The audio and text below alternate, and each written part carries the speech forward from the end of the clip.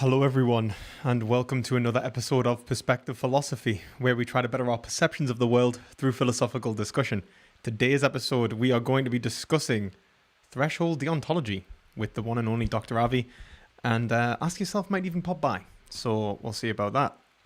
So, if any of you haven't seen what was going on with Ask Yourself, Avi, and all that, this whole threshold deontology thing's been going on for a while. I mean, that spoke to Destiny about it, I think, over a year ago. And, and I would consider myself closest to a threshold deontologist because I'm a Hegelian. It's a bit different, but close enough to make this relevant. And I don't think that they get threshold deontology exactly right in the graph. And the P equals U plus D is something that I have a problem with. I think that from Dr. Avi, I've talked to Dr. Avi a little bit, and he said that is basically a meme, and it has been refined a great deal since then. So perhaps it's, to be on the sake of charity, we can leave P equals U plus D behind, and we'll just focus on the graph that is mentioned. So I'm going to call Dr. Avi now. We're going to have a conversation and hopefully reach some conclusions.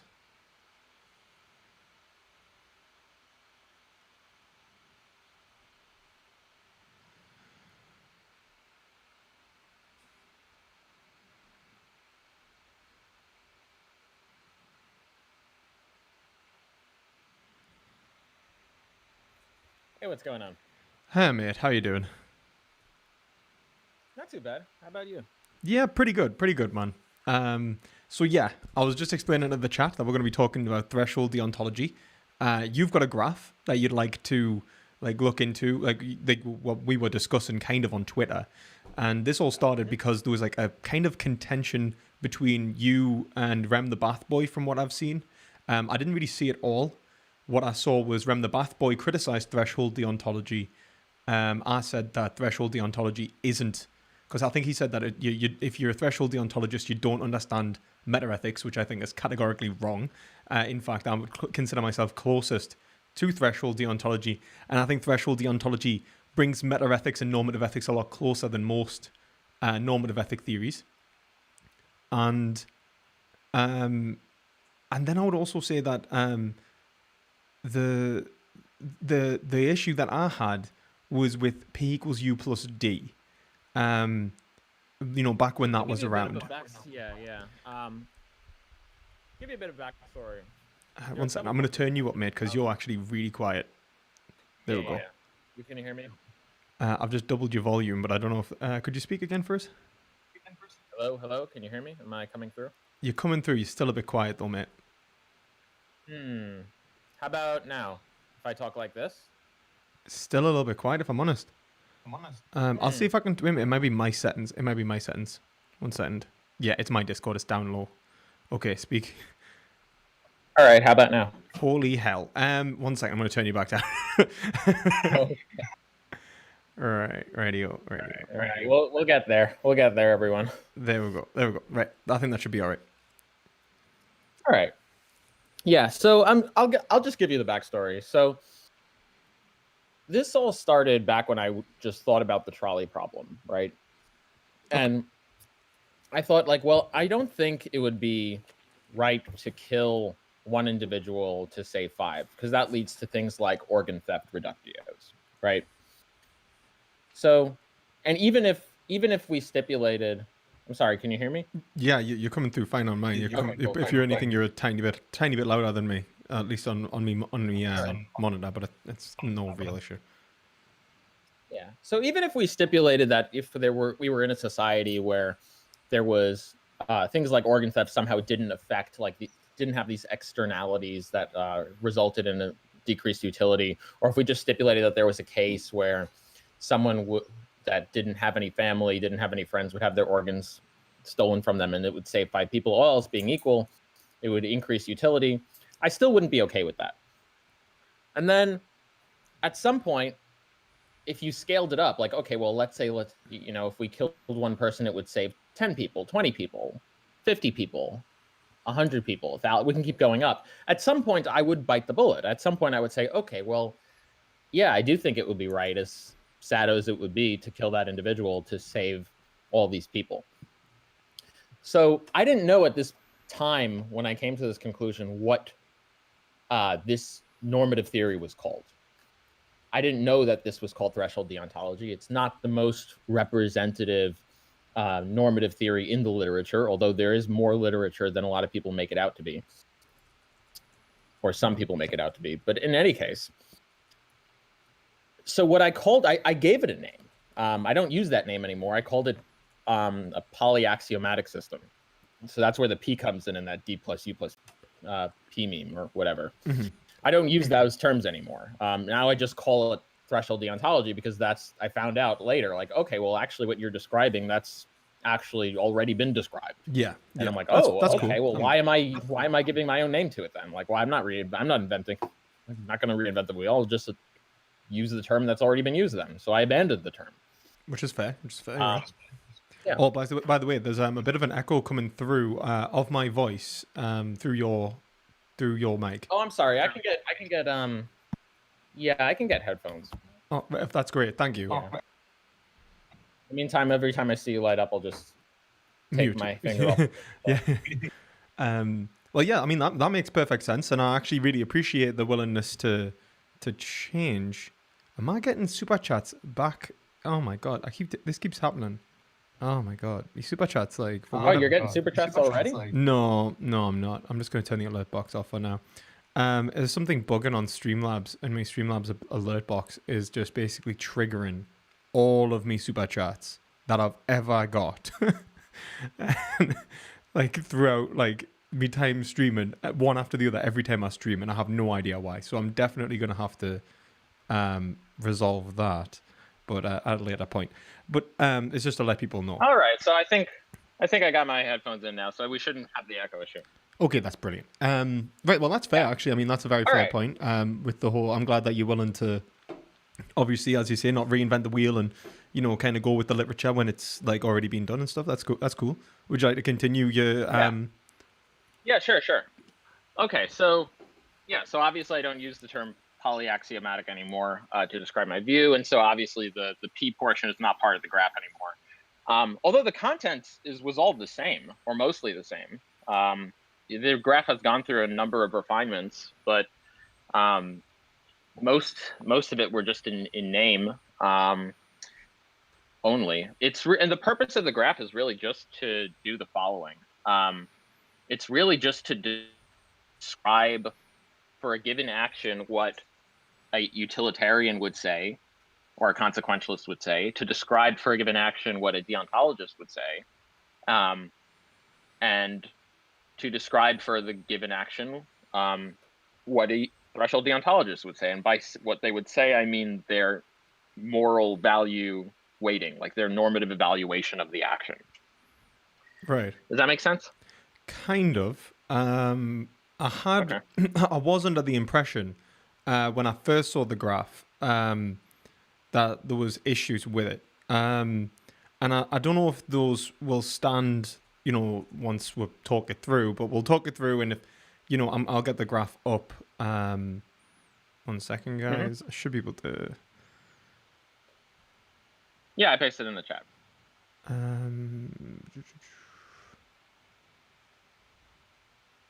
Right. Actually, there it is, right? So... Yeah. Okay. So... I don't know if you guys can see this well, but the Y is moral value of a given action. X is well-being minus suffering, so like kind of like utility.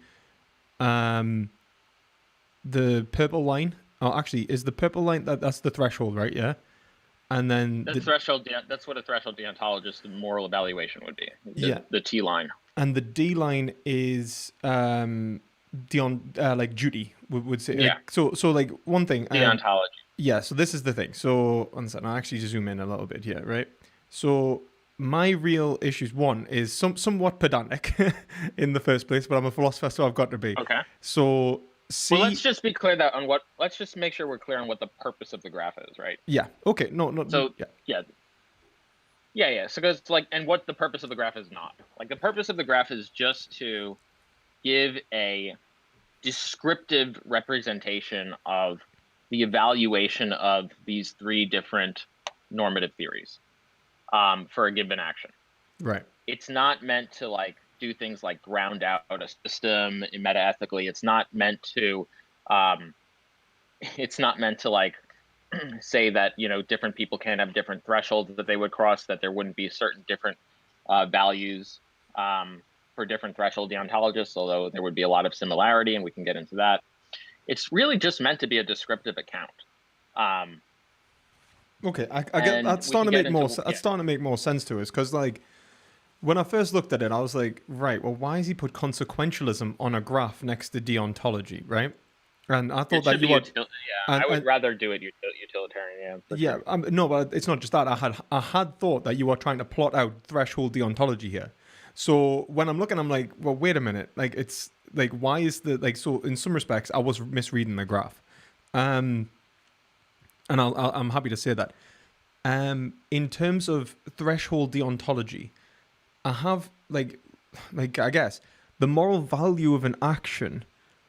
It's like obviously it well, there's an asterisk. If you look at the asterisk, yeah. it's moral value can be between actions of deontology. Could be worse than right. It's just like. So basically, yeah. So it can differ depending on what action you're talking about. Obviously, it's not saying that all actions will have the same evaluation. Yeah. So for the easiest example would be like murder, right? So if we take the act of murdering someone, you know, what would, and we just stipulate that, you know, for the act of murdering someone, on the x-axis, we have the utility produced by the action of murdering someone. And on the y-axis, we have the moral value of the given action that a normative theory would deem it to be or evaluate it to be. So what we can do is we can describe what the different normative theories would say about this action for these different points of utility if it were produced by the action. Mm-hmm. So, for example, if the utility were negative, as it usually is when you murder someone, presumably, then a utilitarian would say, or / consequentialist, I should really replace consequentialist with utilitarian, by the way. It would be more specific, but anyway. Yeah. That's because Continue. Sorry. Yeah. A utilitarian would evaluate that action to have a negative moral value, which is what that graph describes. If you go on the x-axis and you look at the negative portion of the x-axis, the values of y are negative. Yeah. However, if murdering someone or killing someone somehow resulted in a net positive in utility, right? Then a utilitarian would say that a utilitarian would evaluate that action as morally positive. And the more utility it produced, presumably the more the utilitarian would say that's a morally positive thing. Yeah, or a morally good thing. So like moral evaluation versus like consequences in a linear on this graph for the consequentialist. Which is like fair enough, to be entirely honest with you. I think that's probably right, yeah. Yeah. And I mean that's the easiest one to plot. I think the deontology one is probably the hardest to plot, because obviously like a normal deontologist, they're not like a threshold deontologist is considering consequences. And obviously you've got the fact that the deontologist isn't, like by the fact that it's a straight line, like it's right. That they're not considering the consequences. Like it's it's essentially parallel to the x-axis. But the moral value of a given action, it seems like I think D needs to be like right now somewhat confused at the moral value of a given action being, somewhat low, when it would be we can go into higher maybe on the graph. And obviously they have like duty itself is, it's kind of complex in the sense that it's not one duty that you follow. It would be maybe in the sense if you were to boil it down and go like full on Kantian or like Hegelian, in some respects it's reason that you're following. Right. But like the given duty has a certain proportionate amount of strength. And then I think the deontologist is kind of just saying that strength is in relation to reason, and reason is in relation to, well-being and suffering. Right, and that's all fine. again, the purpose of this graph, like, so a couple things. So the different duties versus like, does it all cash out into one duty? That's fine. Either way, it still would be subsumed under the stipulations of the graph, because it says that there could be different actions, and the value of D. This is why I actually had that asterisk, because the value of D could be differently depending on if you have a deontologist who views it as which is good. duties. I appreciate that. I do appreciate that. I guess the only thing I have to say is just like, because like threshold deontologists, it's not just like the consequences are in relation to rational conceptions of duty in relation to the consequences, treating beings as an end in themselves. So it's not a consideration necessarily of just well-being minus suffering, you see? So like, in other words, the very most famous like threshold deontologist is like W.D. Ross, the right and the good. And he gives, the idea of, it's your mom, the like your mom. Are you talking about Russian deontology? Yeah. And threshold deontology. And he basically says, like, look, if there's your mom and a random stranger, you choose your mom because and it's rational to do so. Primarily because by choosing your mom, you create a normative system in which increases the likelihood of a positive outcome anyway. But moreover, he says that the duty that you have towards your mother versus someone else is given prima facie in relation to the better consequences. And so when you have a confliction in duties, the one that promotes the better consequences is usually the one that's prima facie stronger in terms of duty. But the consequences themselves are not a measure of well-being and suffering. It's a means ends relationship you have with the other. So, like, how many people? Right, this is also part of the reason why I wanted to change consequentialism to utility, because like a consequence could be cashed out in all sorts of consequences, including like the consequence of following your duties or things like that. That's true. But it's more of like the x-axis. Go ahead. It's more of the x-axis I kind of have an issue with. Okay. Because it's not an issue necessarily. It's going to be incredibly hard to plot, is what I'm saying. So well, here's the thing, like, because here's the goal. Like, the goal of the graph is not to analyze like why the deontologist is going, or the threshold deontologist is going to, whether it's like a reason, a prima facie reason that they're following, or it's like a summation of pro tanto reasons that they're following. That's not the purpose of the graph. The purpose of the graph is to just illustrate the normative evaluation as plotted on with the different values of well-being produced by the given action. So even whether the reason the deontologist whether the reason the threshold deontologist is giving these different answers because of prima facie duties, or because of a summation of different pro tanto reasons, prima facie reasons versus pro tanto reasons, that's fine. That's not the purpose of the graph. The purpose of the graph is to just illustrate these three normative theories and what they say generally about an action along a utility. Yeah. As a tool, I can see the value in the graph, in the sense that like it kind of shows that the threshold deontologists conception is like, the value of an action is in relation to the consequences. But the issue is, I would literally just turn X to consequences, because if it's well-being minus suffering, that's utility, right? That's just pure utility. But the threshold deontologist isn't considering utility. So you're saying that it wouldn't capture a framing of threshold deontology that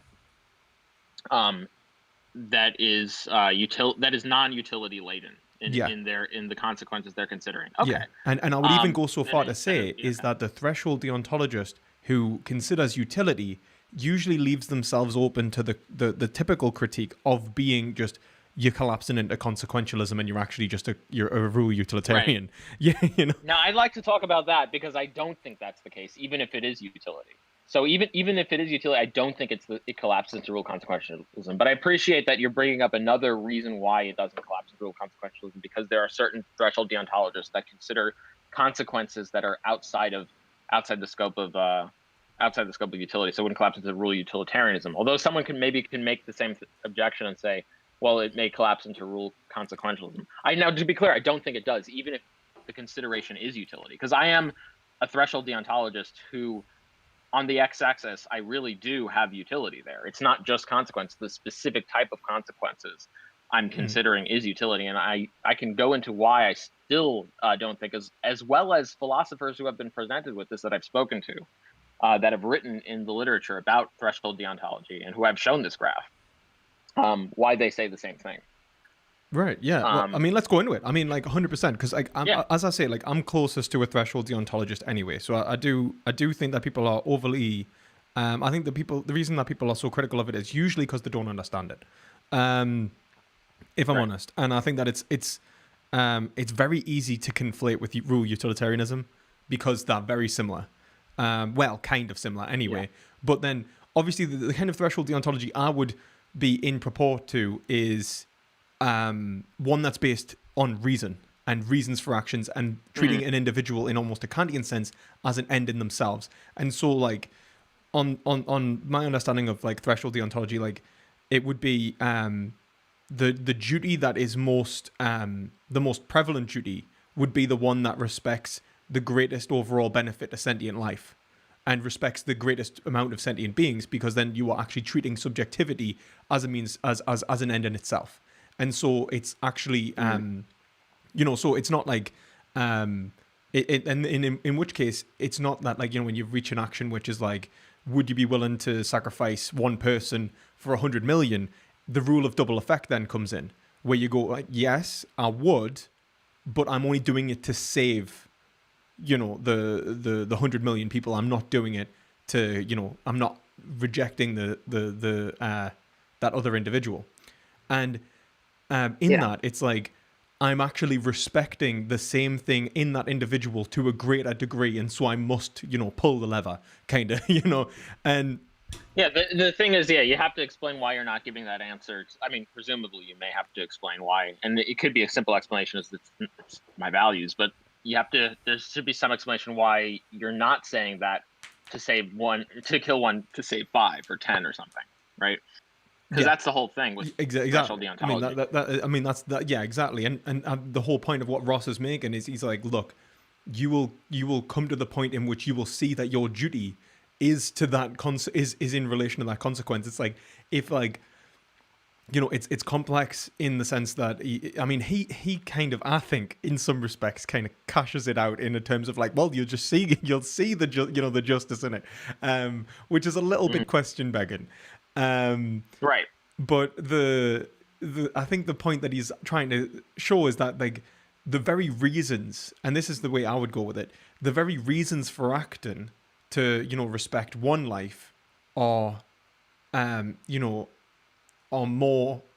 instantiated when you consider that there is like 1,000 lives to be respected on one side versus one life to be respected on the other, which shows that it boils down to like rational judgment, right? And in relation to the consideration of that being in themselves. But like, this is kind of the issue when I remember watching yours talk to Destiny like a while ago. It sounded like yours believed in, I mean, obviously that was like a year and a half ago, so your position may have changed. It was over 2 years ago. 2 years ago, Jesus Christ. This is a long time ago, yeah. Jesus.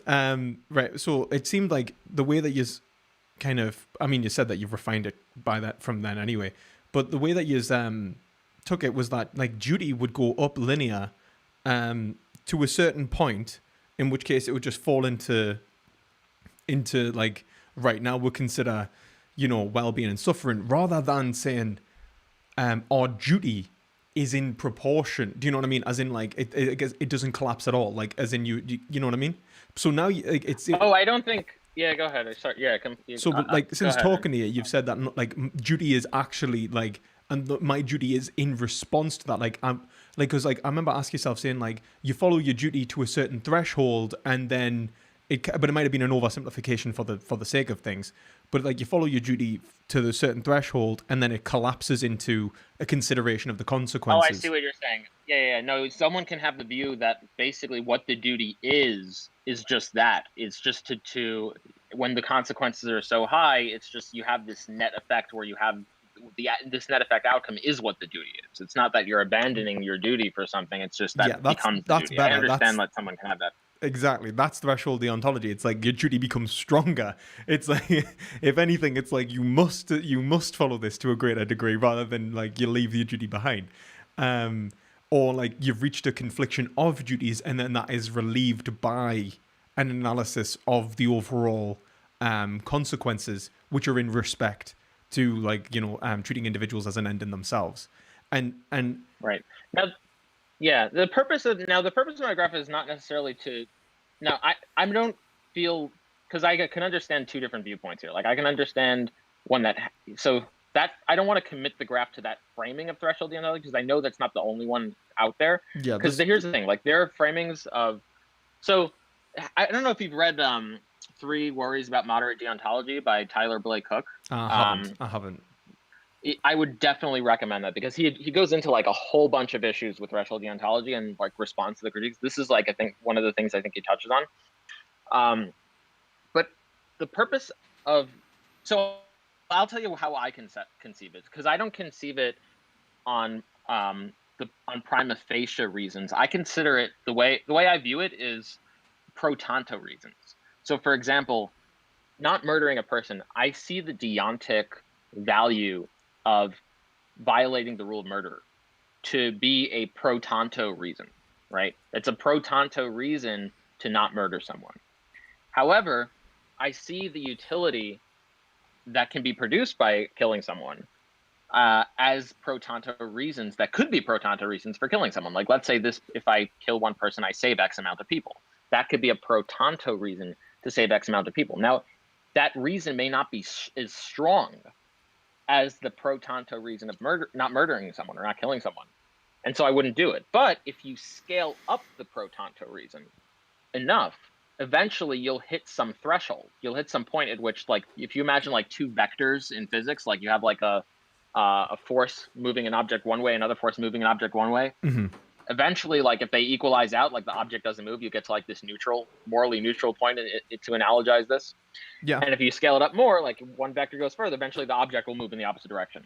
Well, morally neutral point, I would say like is the point in which is the point of contention here, and I think that you kind of did a good job pointing that out because it's the confliction in duty. It's like the whole point is that it's reasons for action, and since you're torn between 2 reasons, then you're in a state of in Hegel you're in a state of tragedy. You anything you do is equally as right as it is wrong, and so there needs to be a relief for this, and that's kind of what threshold deontology is trying to step in and alleviate. Is like that those two those 2 reasons are conflicting with one another, and obviously W.D. Ross says it gives a prima facie explanation where he's like, look, it's simply it's almost self-evident, but as you say, you could do it another way through different reasons, which I absolutely agree. But I think the most important thing to recognize is that it's the strength of reason in relation to an analysis of the world, isn't it? And so the whole time you are always respecting reason, and that's the biggest difference between a rule utilitarian and a threshold deontologist, and that's why I think threshold deontology is so much stronger. The way I see the most important difference between rule utilitarianism and threshold deontology is that in rule utilitarianism, the reason, what's the reason for the rule? What's the purpose of the rule? And the purpose of the rule has to cash out in terms of utility, or else what would it be other than rule utilitarianism? Mm-hmm. If it doesn't cash out into utility. So by contrast, threshold deontology, the rule doesn't have to be because of a concern of utility. It doesn't have to be in virtue of utility that this rule is there.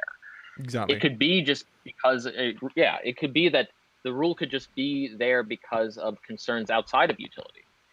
So a deontologist say that this is your duty. Sorry. I was just going to say, like, and as well, like, most deontologists aren't considering pure utility anyway. Like there's a lot of, so for example, I don't consider pure utility.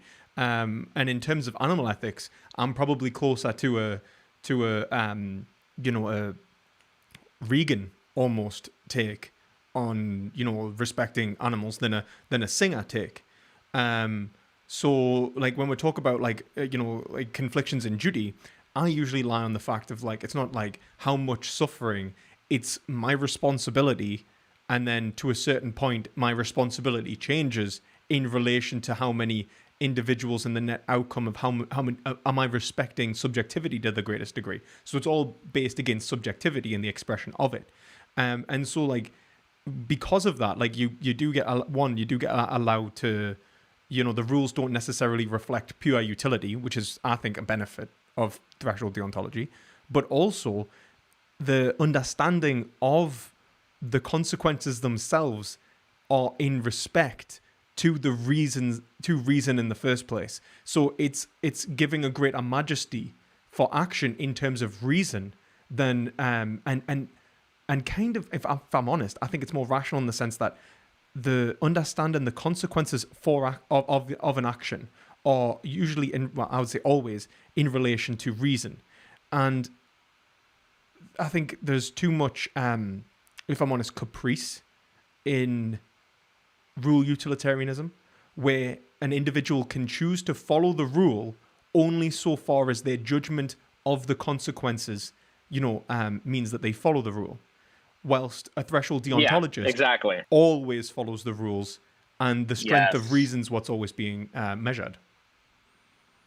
Exactly, because the ultimate question to the rule utilitarian is what happens when you find out that if you were to perform this action, it would improve utility, even though the rule says not to, right? What does the rule utilitarian say in response to that? And it seems to me that the only response to that, if the rule utilitarian wants to continue being a utilitarian, would be to say, okay, well, in this case, that we would just have an exception to the rule, and it would just reduce to act utilitarianism. Yeah, it either goes to act utilitarianism, or they have to say that there is greater net utility in rule following, and so we have to either refine the rule or and allow for negative consequences in the short term, and be willing to permit actions which are consequentially negative, which seems almost counterintuitive to the average utilitarian. Yeah, I mean, we could just stipulate, we can cross off that loophole and just stipulate that the action that would be performed, we just say that, not just the short term, but the long term consequences would result in greater utility. Like we have a hypothetical, and that's just stipulated in the hypothetical. Yeah, and I don't see any way I don't see any way to not collapse into act utilitarian. Yeah, and I think that you kind of showed that in the sense that you say, like, if we look at the system itself, and we go like, well, what happens if we reach the point in which lawfulness itself is coming into, like duty itself is, or response, or like, the rules themselves are coming in conflict with the consequences, like, so for example, following the rules in an unjust state, do we just abandon the rules and, go for straight to revolution kind of thing? And this is kind of where this is one of the reasons why I'm threshold deontologist in the first place, because I think that I think that revolution in terms of, and the reason I'm making it political because not only does Hegel make it political, but this is kind of one of the reasons that I think threshold deontology, one of the issues with threshold deontology is people used to always point out, like, well, wait a minute, like, look, if the rules of a given scenario are unjust, are we just going to follow these unjust rules? And it's like, no. We reform the rules. We don't abandon the rule-based system. The rules themselves need to respect justice and an understanding of what is right in the first place, rationally. And that's what threshold deontology is trying to point out. It's like, if you hit a point of tragedy in which there's a confliction in duties, then we need to evaluate from which duty we follow and move in that direction. So it gives you a way of valuing both of these things as your duties, as your reasons, rather, I consider them pro tanto reasons. Some others may look at them and say which reason is more prima facie. That's fine. the way I look at it is it's a system that allows me to say, okay, well, I have this pro tanto reason to follow this rule. However, I can also have at the same time conflicting reasons to not follow the rule. And when those conflicting reasons get strong enough, eventually they can surpass my pro tanto reasons to follow the rule. Exactly. Like you can have like essentially the important thing is to recognize in this whole scenario though is the majesty of reason, is the sovereignty of reason. Whilst I think that the like you would always do that which was most rational regardless of the consequences. Like you would be willing to sacrifice like as in like I say regardless of the consequences, but it's actually not that. Like the whole point of W.D. Ross and many of the other thinkers who've wrote on this is saying like actually an understanding of the consequences is tied to the reasons in the first place.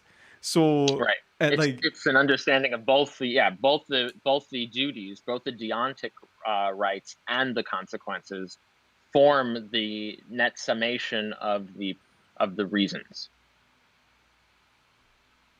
Form the net summation of the pro tanto reasons. I think I understood that. Yeah, I think so.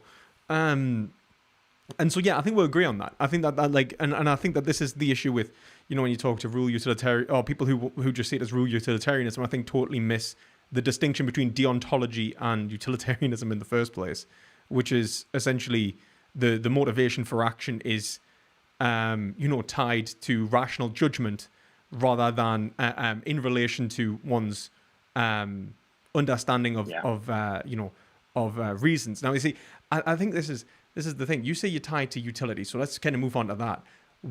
One, I kind of ask why and how you think that necessarily works. Okay, so I'm not sure what you mean by saying I'm tied to utility. I said you tie okay. it to utility. Like. Oh, I see what you're saying. Oh, okay, gotcha. Yeah. So, by tying it to utility, I take it to be is that, the part of the pro tanto reasons that would motivate me, or that could motivate me to violate a pro tanto reason that's deontic, could be a utilitarian concern on the other side, or a utility concern on the other side. So for example, if someone says that, you know, I am going to, you have a choice in the classic trolley problem to kill one person, but if you don't kill this one person, then there's going to be like 50,000 people that are going to be tortured to death, like naturally or something like that. Yeah. Okay. In that case, I would have I'm not abandoning my pro tanto reason of my deontic concerns. I still have them and I still evaluate them and factor them in. It's that I simultaneously also have pro tanto reasons to want to prevent this horrific utility drain, this horrific amount of suffering from happening. And at some point, one overrides the other. One pro tanto reason will become so strong that would override the other. And so one of those concerns would be utility. Well-being is a value of mine and suffering is a value of mine. That kind of difference between well-being and suffering. I do care about that. And I do think those give me pro tanto reasons to act. And I think that's compatible with viewing that one has pro tanto reasons to act or not act in accord with deontic rights and deontic rules as well. It's just like the vectors. Conflicting values are not the same thing as contradictory values.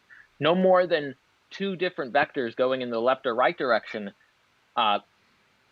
contradict each other just because they conflict with each other. We wouldn't say it's a proposition and negation because we have a vector giving 10 newtons to an object one way and another vector giving 10 newtons to an object in the opposite direction. That doesn't form a contradiction, it just forms conflicting forces. I agree. And this is kind of analogous, yeah. So that's what I mean, like I have a utilitarian concerns. I'm concerned about utility. I'm not ignoring utility. I do care about it, I value it. I just also care about deontic rights as well. I guess the thing is like I guess it's like how we define, like I guess like I have issues with utilitarianism as well, just in the sense that like it's not simple, like so it depends on like how we define utility. I think is an issue. You know, if we say it's like well-being minus suffering, then I think we can fall into um, like just issues in general. Like so for example, I think that like if I was to take animals in general, Mhm. like actually let's just take all sentient beings. I think that we do have a responsibility to produce the greatest overall, I would say, expression of subjectivity and freedom of an individual.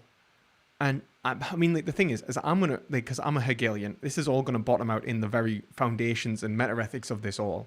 And I think this is kind of where utilitarians and consequentialism, consequentialists probably need to start like talking. If I'm honest, like consequentialists and like deontologists and stuff in the first place, because I think that they're like, because when you say like there is like the reasons are building strength, it's like against what? Like what is like like it's against your values that you said.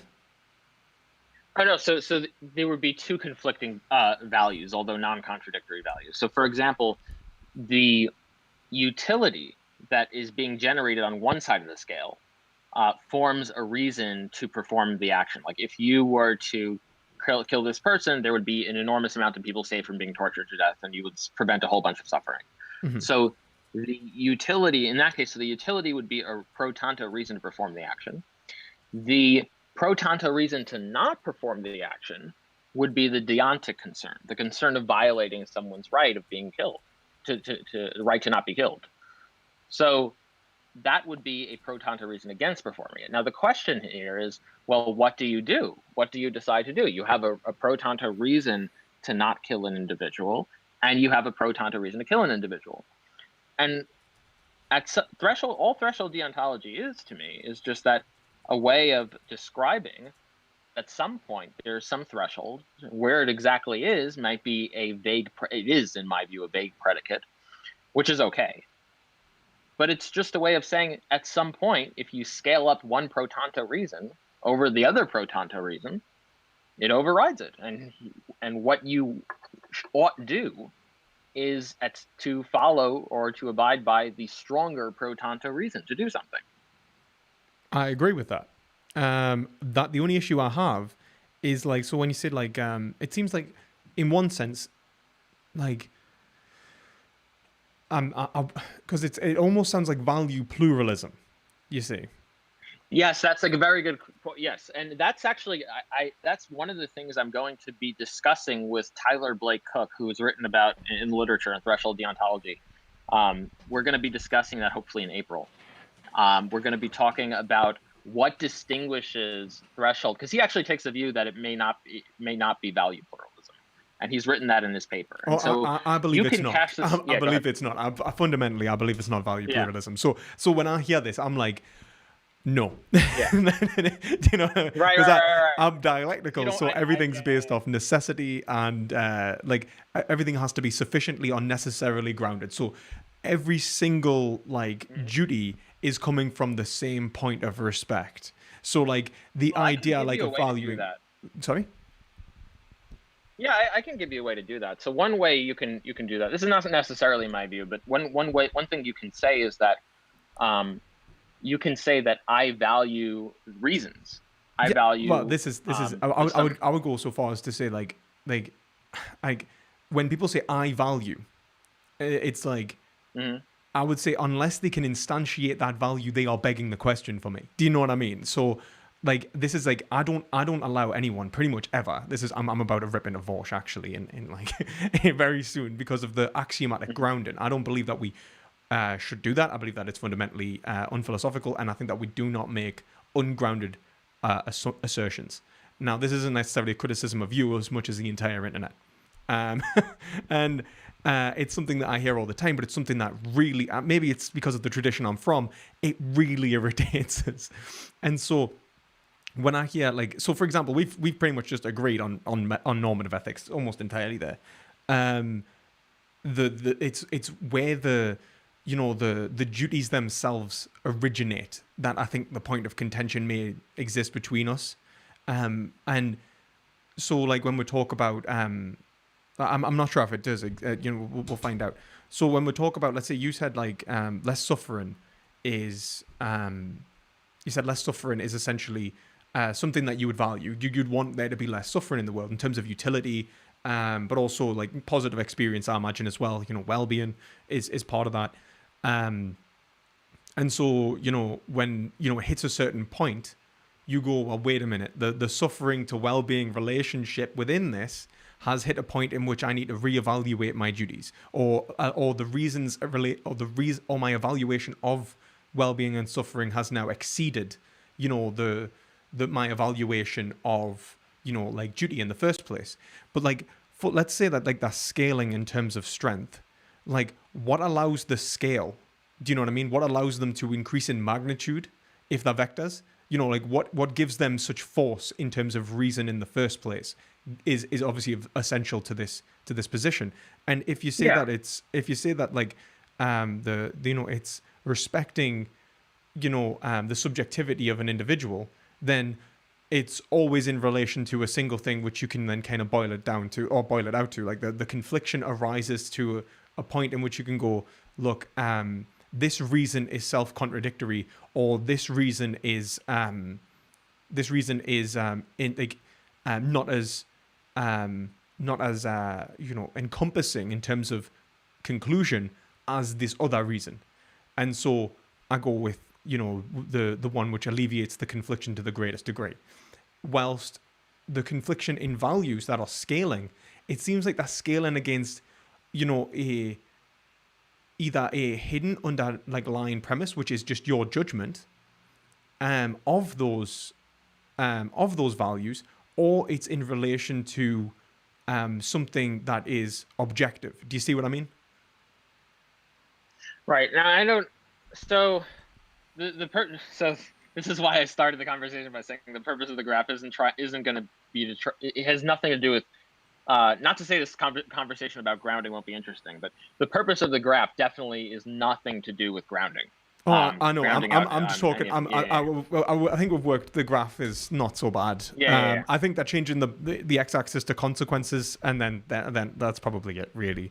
And then maybe moral value is to maybe like I don't know, necessity to action, or like something relation to action rather than necessarily moral value. But I don't think that's a big. I guess that depends on your framing of TD. Yeah.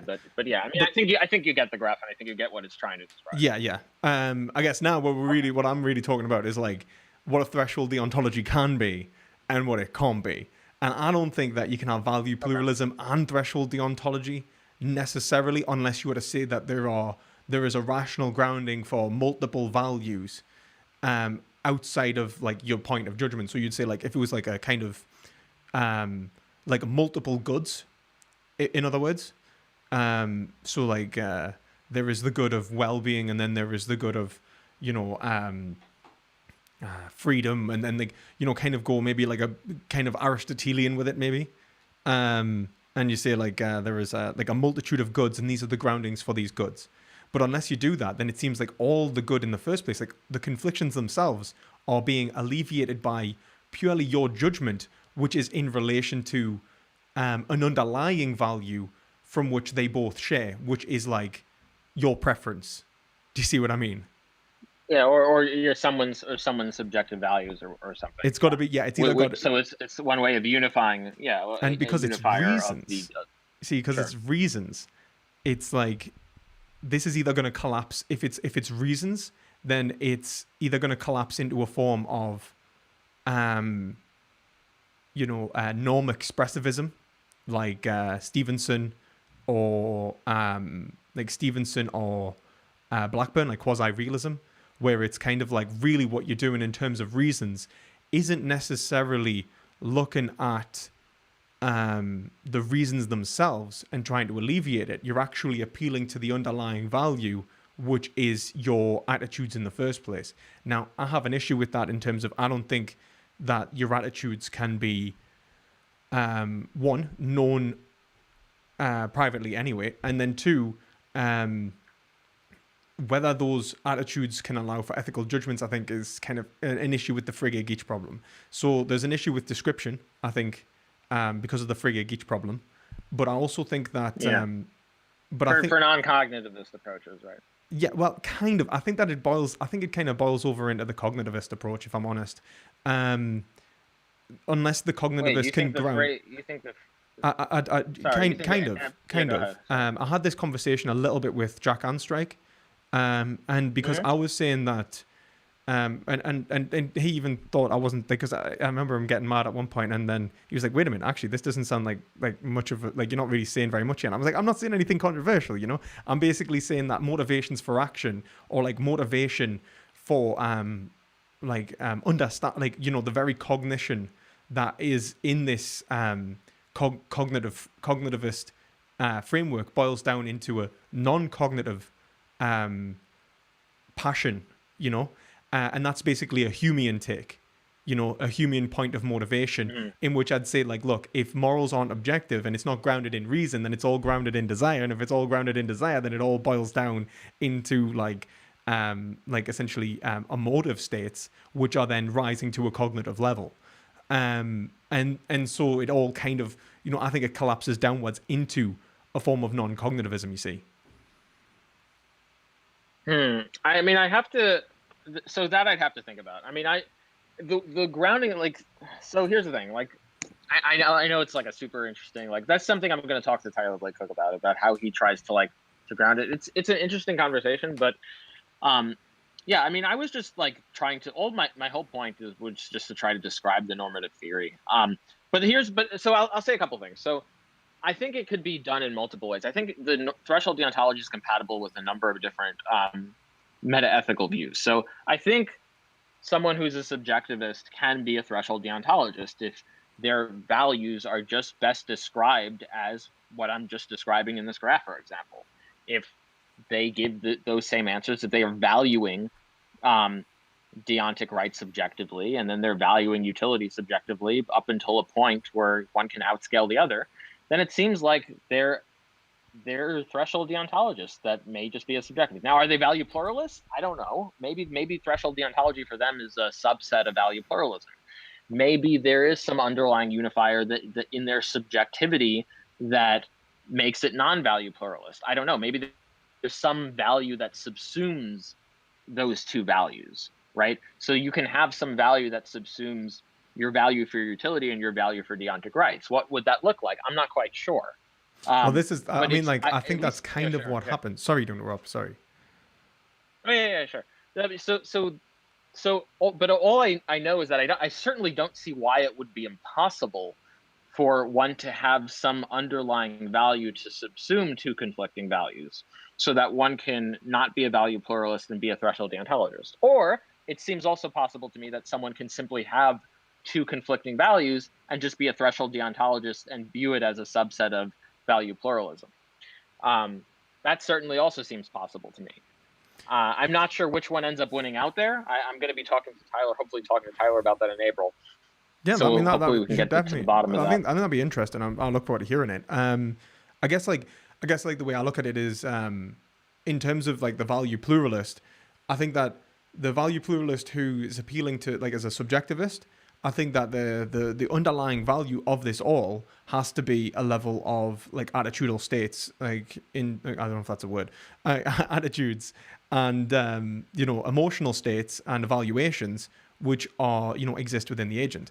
Now, if that's the foundation, then in reality, the only thing that's being judged is actually the desires themselves, essentially are self-regulating in terms of force. So I think this is this is kind of the Hobbesian point. You cannot like, you can't say that you didn't desire something. So if, like, let's say you act, and let's say, like, like, if you say, like, I Mhm. didn't actually want to do that, you'd say you're full of shit because you did it, you know. and, Right, right. and the whole point of them saying that is to say, like, look, your desire determines your actions because it's an action urging process. And so when you look to a value pluralism and you're trying to work out which value is higher, the reality is that those values are existing in terms of desires and conflicting desires then. And so the foundation of this all is like a level of desire and attitude towards, like, you know, emotional evaluation of reality. And that's kind of where I'm seeing it bottom out. And if we get into that point, then it's like, well, how do you understand your desire, right? And like the Yeah. content of your desire.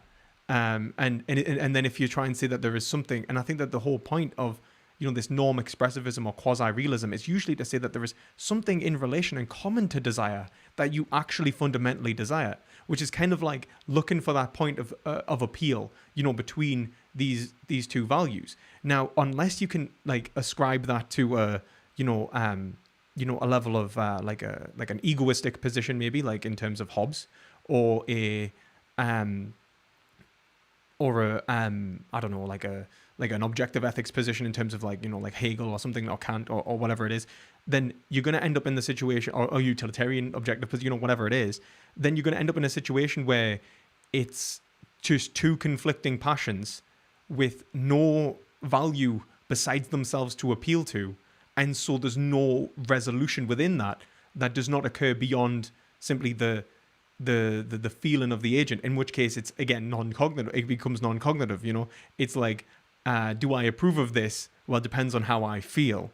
And so the value is either objective or subjective, and it's like, if it's subjective, then I don't think you can make a knowledge claim about the value, which is kind of the point of that. Well, I mean, I don't know if that necessarily follows. I kind of see what you're saying. I'm not sure if it necessarily follows, because I know that there are views like ethical subjectivism, the theses of those three conjunctions, and the third conjunction is just the truth maker of the proposition is really just that, is the attitude, versus like a true non-cognitivist who would just say like, no, like that doesn't become a truth maker, that that you're just emoting, your attitudes don't. So ethical subjectivists would say that the following three things. They'll say some moral propositions are true, and moral propositions have a truth value. They're truth apt. Yeah. At least one of those moral propositions are true.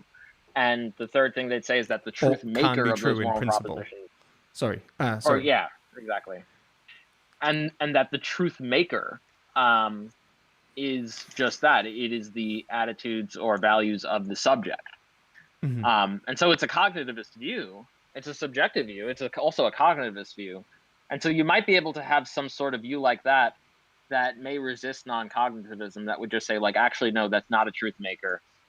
Really, all it is emoting, and the propositions have no truth value. But I don't know the answer. It's not just that. It's whether the conflictions can be alleviated in terms of like threshold deontology is what I'm saying here. So you could have, there's no reason why like you couldn't have two equally powerful desires in terms of action urging, an action urging process, equally powerful desires or attitudes with that coexist within an agent and are irresolvable. Do you see what I mean? So I'm sorry, not quite. So like what exactly? If there's nothing either common or separate to appeal to, so like that instantiates value, then the value are incommensurable. And so how can we say that one is more valuable than the other?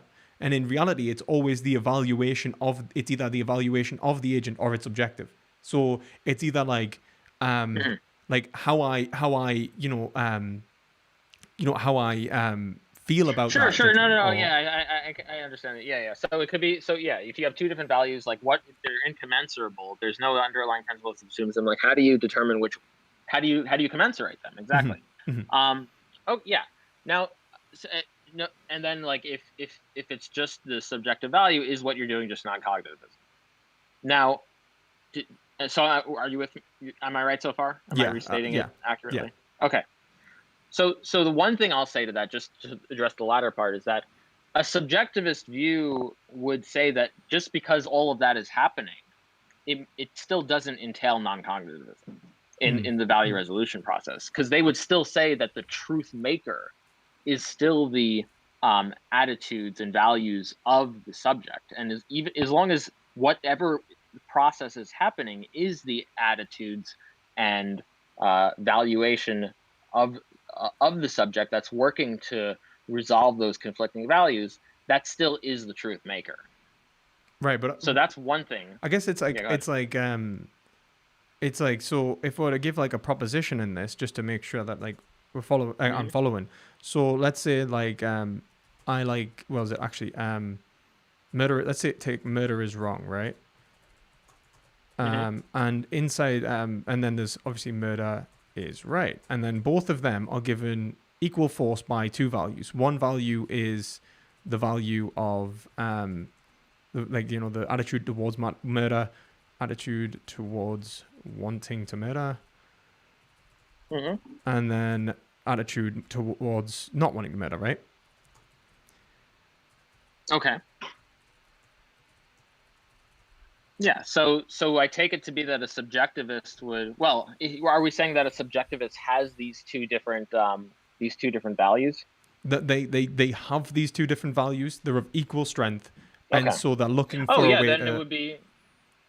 And so they're Yeah, looking if for a they way have the to. two Sorry. values and they're equal strengths, then they would be at a morally neutral. The evaluation presumably would be a moral neutrality. That it would the conclusion really would be that it's morally neutral if you decide one versus the other. But If there's the two threshold conflicting, yeah, go ahead. the threshold deontologist Hmm. is looking to instantiate reasons in relation to those conflicting duties. So, so for Yeah, example, well, you notice that I think even a threshold deontologist would hit a morally neutral point for some things as well. I think they hit a point of I, tragedy, I not moral neutrality. So, if anything, they would say that the moral force is equal on both sides, but it's Mhm. but that they ought to act, and this is kind of like the separation between someone like Aristotle and Kant, where you can only be obliged to one side for Kant. For Aristotle, you can be obliged to do both at the same time, even if you can't do both at the same time. Mm. And that's the tragedy. So the way, yeah. Okay, so you can say like at the point of moral neutrality, there's a tragedy, and if by tragedy you mean, I just want to see if I understand what you mean by tragedy. Do you mean that you have some obligation to act, and since they're both equally forceful, you have no reason to do one over the other, and so Yes. you're not sure. Okay, now, so I get that, and I'm not sure if the only thing is I'm not sure if I agree that if you have an obligation to act for two conflicting things, if you have two conflicting obligations, you would still be obligated um, to act. I have to think about that. Maybe that's still true. And it's even at But what point do they come into yeah. conflict? So like if we're plotting them against each other on the same graph, it's like at what point do they come into Hmm. conflict? Because the x-axis could be very different. So like in the terms of the utilitarian, it's utility minus well-being. In terms of the threshold deontologist, it's reasons for action.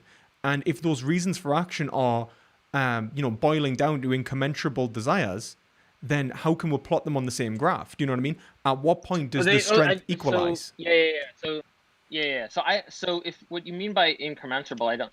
Um, if you mean by incommensurable, you Even mean that there's incompatible no would be. like.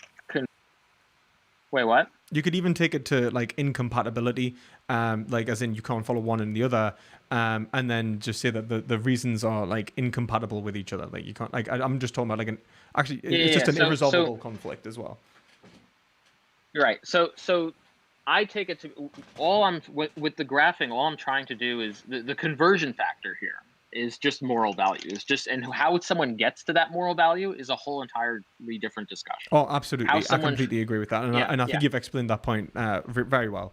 And I don't think this affects your graph. right, I think it just affects whether right, a okay. value pluralist can be on the graph.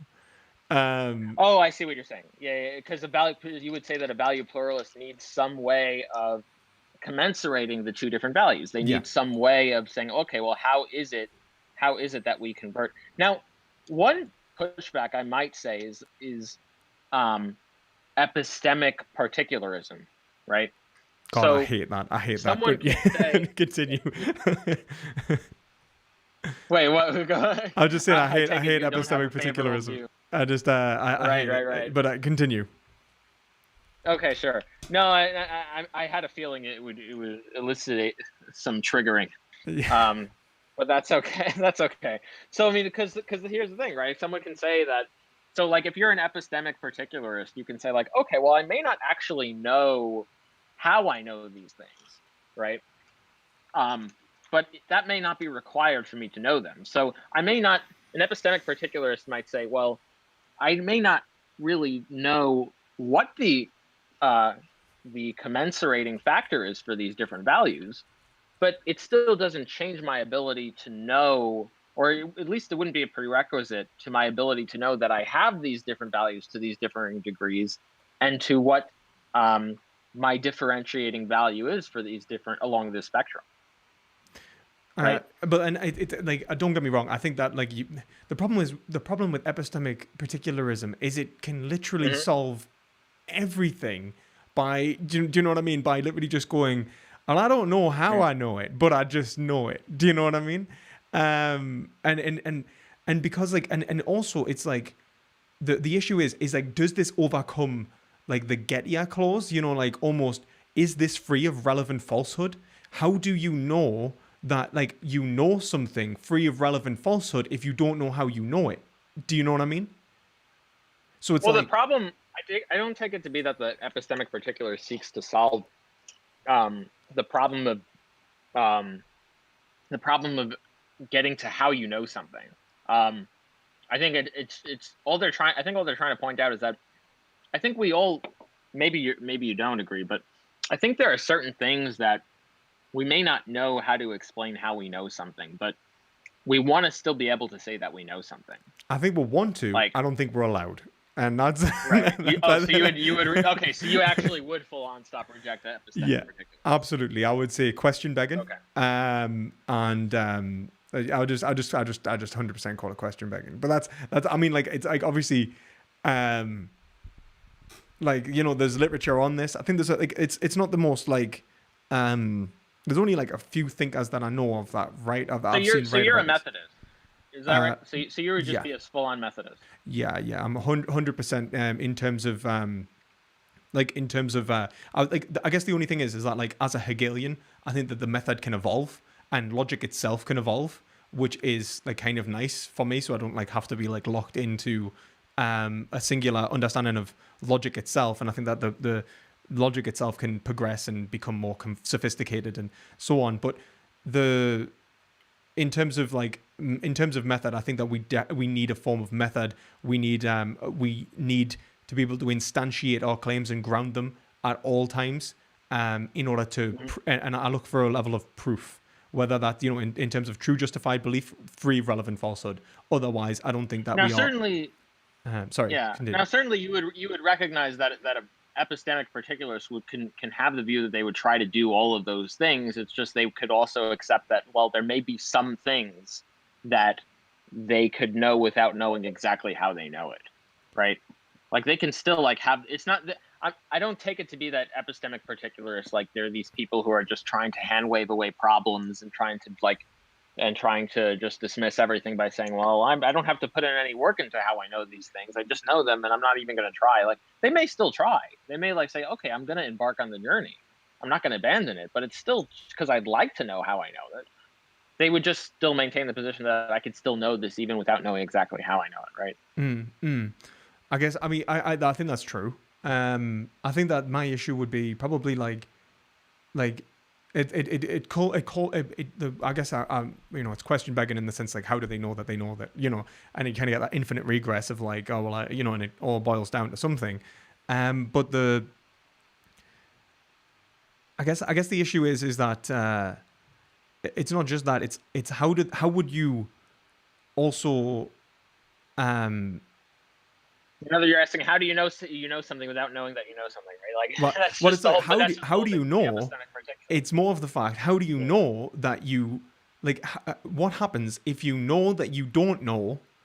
um Sorry, what happens if you have contradictions in your belief system and they're both based on a form of epistemic, like, well, I know X, but I also know that it not X, if you see what I Well, mean. I mean, yeah. I mean, well, here's the thing. Like, yeah. So someone, I mean, that, I mean, whether, because here's the thing. Like, I'm not interested in like whether a view could lead to contradiction. I'm just whether I'm interested in like, because that's compatible. Like, could just be wrong. Like, someone can say an epistemic particularist can just say, I know X, and I don't know how I know X, and I know not X, and I don't know how I know not X, but I know it. And their view is obviously contradictory. Hmm. Hmm. Um, but but they could still be correct. It could still be true. That's compatible with the view of epistemic particularism. It can still be true that not everything needs to be known, how you know something in order to know something. It just happens to be in this case. They were just wrong. The Well, epistemic particularists affirmed they true. knew it, and That's true. They could just be wrong, but then how do we differentiate someone who is wrong from someone who is yeah, correct? Do you know what I mean? And then we're in yeah, this kind yeah, of like, well, like there's no way to resolve this issue. So it's um, like like someone could go, I right, know that God doesn't exist, and I know that God does exist, and then you sure, say, sure, right, he's clearly wrong because he's in contradiction. right. And then you go, okay, well, like how do we differentiate, the individual, like him from the individual that simply is not in Right. That's a contradiction? separate problem, though, Yeah. right? Oh, yeah. Like I take it because yeah, it says that's a separate, because I don't take epistemic particularism to be the view that like if you just affirm something and say like I don't know it, but just because I don't know how I know it, it means like I can still know it. So therefore what I'm affirming is true. Like that's not epistemic particularism. All epistemic particularism is the view that if is the view that it's not the case for all things of knowledge that you need to know how you know it in order to know it. Do, do, That's you, all. do you not think And that that epistemic maybe yeah. particularism always boils down to like a tautology? Like I'm an epistemic particularist, and I know I know I know epistemic particularism is true because epistemic particularism is I'm true. I'm not sure if it's a tautology. I'd have to like put it into like I'd have to take like the Well, proposition not a and put it tautology into like and necessarily, but formally a express it in order to circular reasoning yeah rather. to see Yeah. if it's like a proposition. Oh, okay, if something like that. But in any case, but okay. So regardless of like the debate between Methodism versus epistemic particularism, because that's like a whole different both. But regardless of that, do you agree that like depending on if you're a epistemic particularist versus a Methodist, you can look at this, you can look at threshold deontology and say, okay, well, they could look at it with two different like sort of requirements, I guess. So an epistemic particularist can look at it and say like, okay, well, here's threshold deontology, and I know that I have these values, and I know that roughly they cash out somewhere here, and this the threshold is roughly somewhere here. I don't know exactly what I'm doing to discern what those values are or the commiseration of those values, but I don't need to, or at least the view is open to them that I don't need to know exactly how I'm commiserating the values to know that ultimately my net values are this. Versus a Methodist who would look at threshold deontology, and the Methodist may say, okay, well, here are my values. I have two conflicting values. This is, by the way, a value pluralist Methodist versus threshold deontologist versus Okay. value pluralist epistemic particularists who are also threshold deontologists. So a Methodist value pluralist who is also a threshold deontologist can say something like, well, the method that I'm using to commiserate these two different values of utility and deontology would be something like introspection. It would be something like reflection on my values. Like it's the method I'm doing. Like I can work things out maybe with a psychologist. I can like do these certain psychology tests or whatever, like to try to get to my values, some kind of thing like that. And it may not be perfect, but then again, what method is, right? True. So I mean, I guess I mean that is something that can be, no, nothing's perfect. It's certainly like a point that can be made. I guess the issue is like, you try and work things out with a psychologist, and the whole point, and I mean, like, I'm not gonna lie, I think psychology requires, and this is perhaps like maybe my tradition coming out again, I would say it requires an understanding of good in the first place and right to say that like an individual can understand themselves correctly, that there is and what is in the interest of the individual, you know that kind of thing. Like you do desire, sort of at least even self-evident sort of goods. So you'll be like, all right, it is good in and of itself, like positive phenomenological experience versus negative phenomenological experience. I think that these things are, I would say, like necessary for like any kind of ethic to function. And I would go so far as to say that like psychology functions primarily on an ethical basis. And I think I'm trying to think of like who said that, because it definitely was not me. well, regardless of, yeah. I mean, yeah, regardless of those views, I just all I'm But just trying to do guess here is no, just say no, like, no. I'm just saying like in terms of the Methodist kind of person, I'm saying that there is almost always going to have to be like in terms of like the kind of there's going to have to be a point of commensurability. And I don't think that can be resolved. I think in the particularist, what they do is they say, look, I simply do not, like, it would either be an acceptance of a commensurability from which they do not know, or it would be, like, I simply, like, I know which value is greater to me, prima facie. Like, you know, in terms, like, I have that self-knowledge inherently. And this is kind of my contention in this. I think that somewhat that's to do with, like, the Cartesian tradition. You know, people think that they have self-knowledge inherently. I disagree. And this, obviously, that's why it comes to the, you know, particularism versus Methodism, because I think Methodism leads to the point in which you can't know self-knowledge inherently, whilst particularism may be able to overcome that by saying, like, you just know, but you don't know how you know. Right. And I think that's kind of the point in which you are getting at. And so I think it's always, I think you're going to have to commit yourself. I think to this position, you'd have to commit yourself to a particularist position. And I'm not going to lie to you. Or a Methodist position while saying that you actually have, or a Methodist position while saying that you have some way of getting some sort of knowledge of yourself, or like whatever you're doing to commiserate to different values. If you take threshold deontology to be a value pluralist position. Yeah, I mean, you'd have to have that. Like, you'd have to have something that you could, like, appeal to, like, to allow for commensurability. As, like, yeah. Okay. And like, okay, so I think, and I was just gonna say the one last thing is just like with epistemic particularism, is like, I could not hate that position more. and that's not like a jab or anything like that, because I understand, like, obviously, like, the whole point of philosophy is that, like, you know, people can have different positions and they can argue for them. I guess the reason I dislike it is because it's so, like, I find it question begging, because I can't falsify it or verify it in and of itself. So there's no reason to believe it other than the fact that it would be self-instantiating. And like, I'm not gonna lie, like, I find that almost contradictory.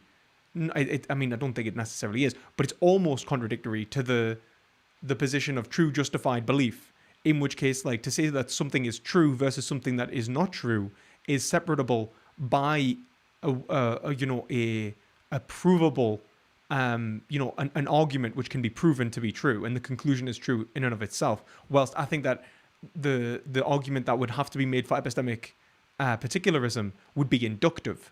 Do you know what I mean? That it is true, and then we move from that point on. Right. Okay. Well, I'm not sure if I agree that epistemic particularism is. Well, I don't see how it's contradictory. I know you said it isn't. So you said it's almost. I'm not sure how I see it's question begging, but regardless, the epistemic particulars discussion, I think we can have it at a different time. But I think like, you just triggered it as soon as I heard it. I couldn't help myself. I'm like, oh my god. I knew. No, I had a feeling epistemic particularism would trigger you. And I know that there's a few people I need to talk to about it and, like, debate about it anyway. I think, like, even on like Isaac's server and stuff, I think someone asked us to debate a couple of people. So if anybody watches this and they would like to debate, like, the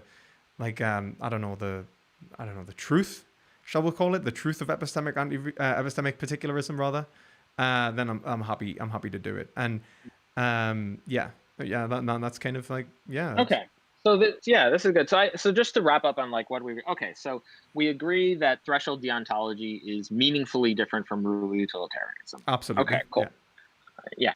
And we agree that, the purpose of the graph, like, as I've just stated, is literally just to describe what the moral value, what the evaluation of these different normative theories would give for a given action across the spectrum of utility, or consequences, as consequences. Yeah. If changing the consequences, then absolutely.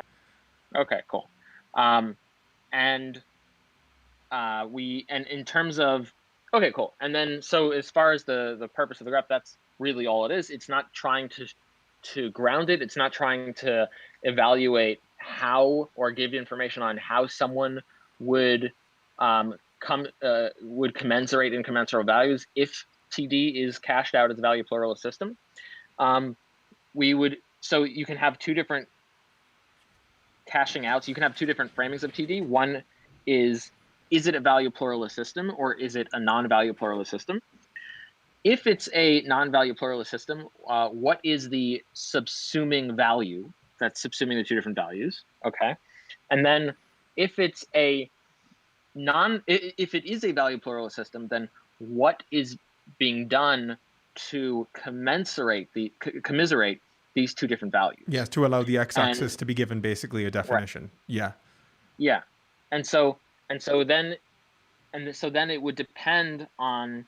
So then at that point we branch out into two different views. One would be the epistemic particularist trigger warning view, and then the other view would be the Methodist type of view. So the Yeah. epistemic particularist can say, okay, well, I may not know exactly what the commiserator is.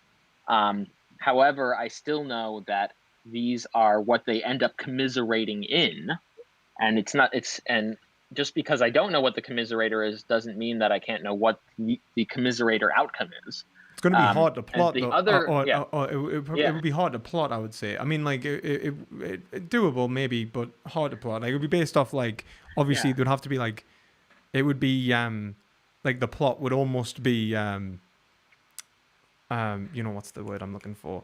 Like, it would be essentially like you wouldn't necessarily know the value of the x-axis until you try to plot it, like the value spectrum of the x-axis. Well, I'm not sure. I'd have to think about it. But I'm just saying what a epistemic particularist might be able to say. Yeah. Go for it, yeah. Or they might be able to say that they have some.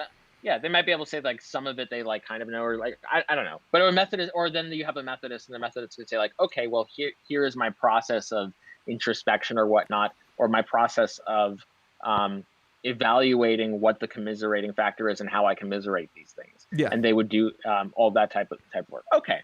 Yeah, I think that pretty much wraps up the way I see threshold deontology as well. Well, I'm glad. Cool. I'm glad that we're pretty much agree. I'm going to be talking to. So, yeah. Sorry. Continue. I mean, there may be some like minor disagreements over like hashing it out in utility versus consequences or things like that. And then framings of like prima facie duties versus like a net threshold deontology we pretty much agree on, though. I think. Like in terms of how you framed it on the graph, so long as those like minor things are changed, then I think we've kind of reached a point in which there's no significant disagreement. That I think like, is kind of what I'm saying. In metaethics, I think we'll have more disagreements, and like epistemology and stuff, but that's separate to the graph. So, but yeah, like I think you know, obviously we can have a discussion another time, and I know that some people wanted us to talk about wild animal suffering with you at some point. I've had a few people ask for that, so we should definitely talk about that. I do think that we have an obligation to wild animal suffering. So yeah. Oh yeah, I don't think we'll have much to disagree with on that either. Then yeah. I think you said that you should kill predators. Oh, maybe then we do have to disagree. Yeah. No, that's out of the no. I'm kind of on the fence with that. So like maybe we could talk about it because it's I don't want to commit myself to a yes or a no yet. I'm certainly on the path if we don't have to kill them, like gene drives and stuff. Genetic modification would be better. You know, preventing them from being born. That would be ideal. But like, but yeah, we could definitely talk about that at some point. And I appreciate the good faith conversation. Yeah, for sure. And do you want to sort of plug your channel and your conversation and stuff? Yeah, sure. So I can be found at youtube.com/AviMD, and Twitter is at Avi BITTMD. Sweet. And you were saying you're going to have a conversation on threshold deontology with... Oh, yes. I'll be having a conversation.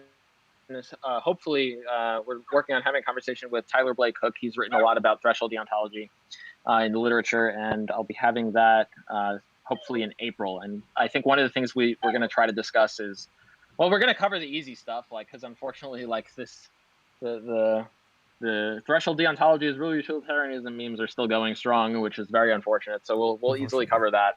But then the more interesting conversation, hopefully, we'll be having like, okay, well, is threshold deontology really just a subset of value pluralism, or is there some way you can cash out threshold deontology in such that it's not a value pluralist system? What is the way that you do that?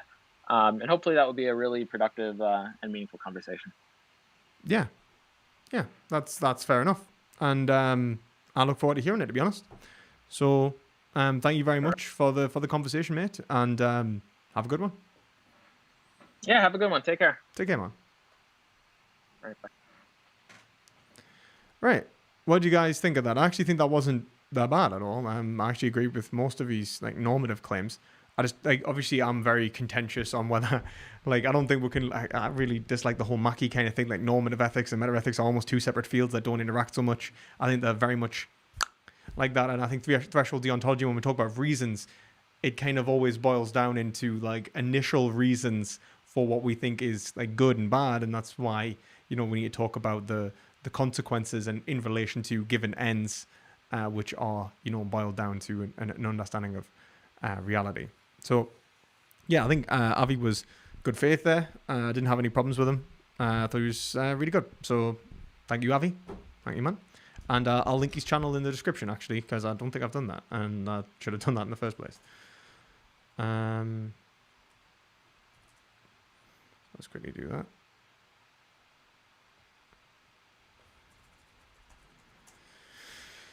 Da, da, da. Yeah, I think this is his channel. Actually, yeah. AVMD.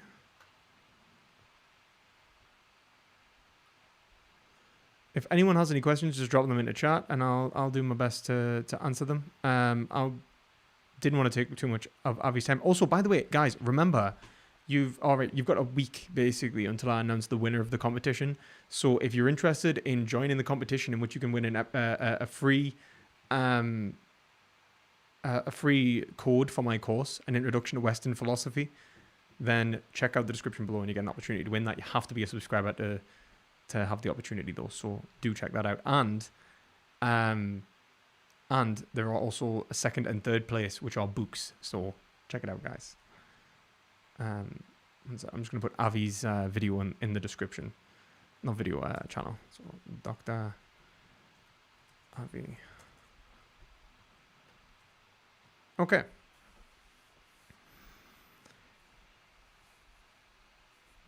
No debate me, bro energy. Yeah. Yeah, I agree. I think the normative ethics question of pragmatic means to ends is established by metaethics. Well, yeah, means to ends is always established by like what is, well, even the ends. What are the ends? Like, what is it that we're seeking? Is a metaethical question, which is why I think it's so important. Like, especially if you're talking about a graph, it's like the commensurability between two conflicting duties needs to be made, in a metaethical point. It needs to be a metaethic to appeal to. And in value pluralism, I don't think it can appeal to anything. Like, it's like, well, what do I value more? What do I not value more? And I think that the only way to resolve that, maybe descriptivism, say like, look, what I value, I find out post hoc through self-evaluation, after I've acted. Like the kind of Hobbesian thing where you go like, well, you valued what you did. And that's essentially, which kind of begs the question of even why we're doing like norm expressivism or whatever. But could you do a short critique of negative rule utilitarianism?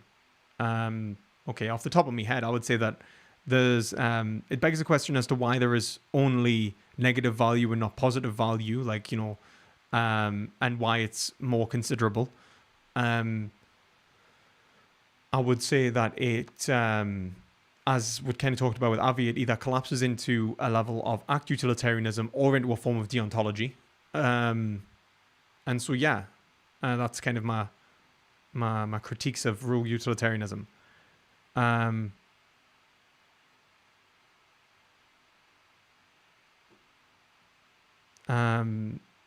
do you determine the limits of TD? It has to be through reason. Philosophy, exactly. Why are we doing? No, it's like that is an inherent value of it rather than a description of the fact of that, like, the motivation process of why we're doing it.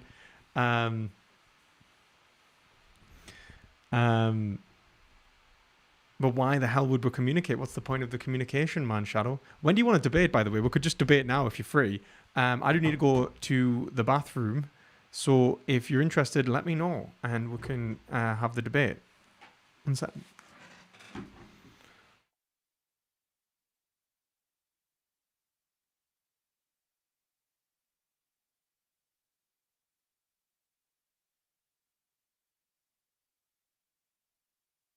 I'm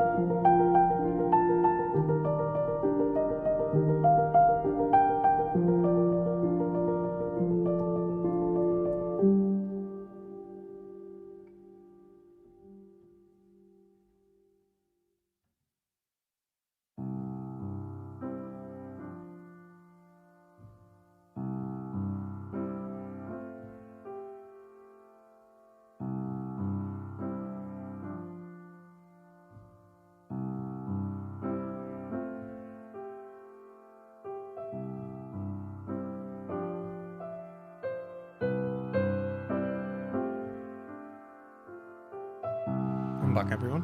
I hope you've enjoyed the soothing piano music. Uh,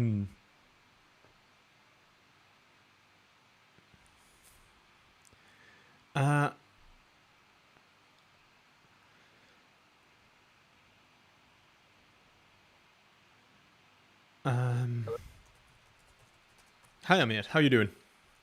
Good. Am I on the screen now? You are on the stream now. Oh, okay. Hello.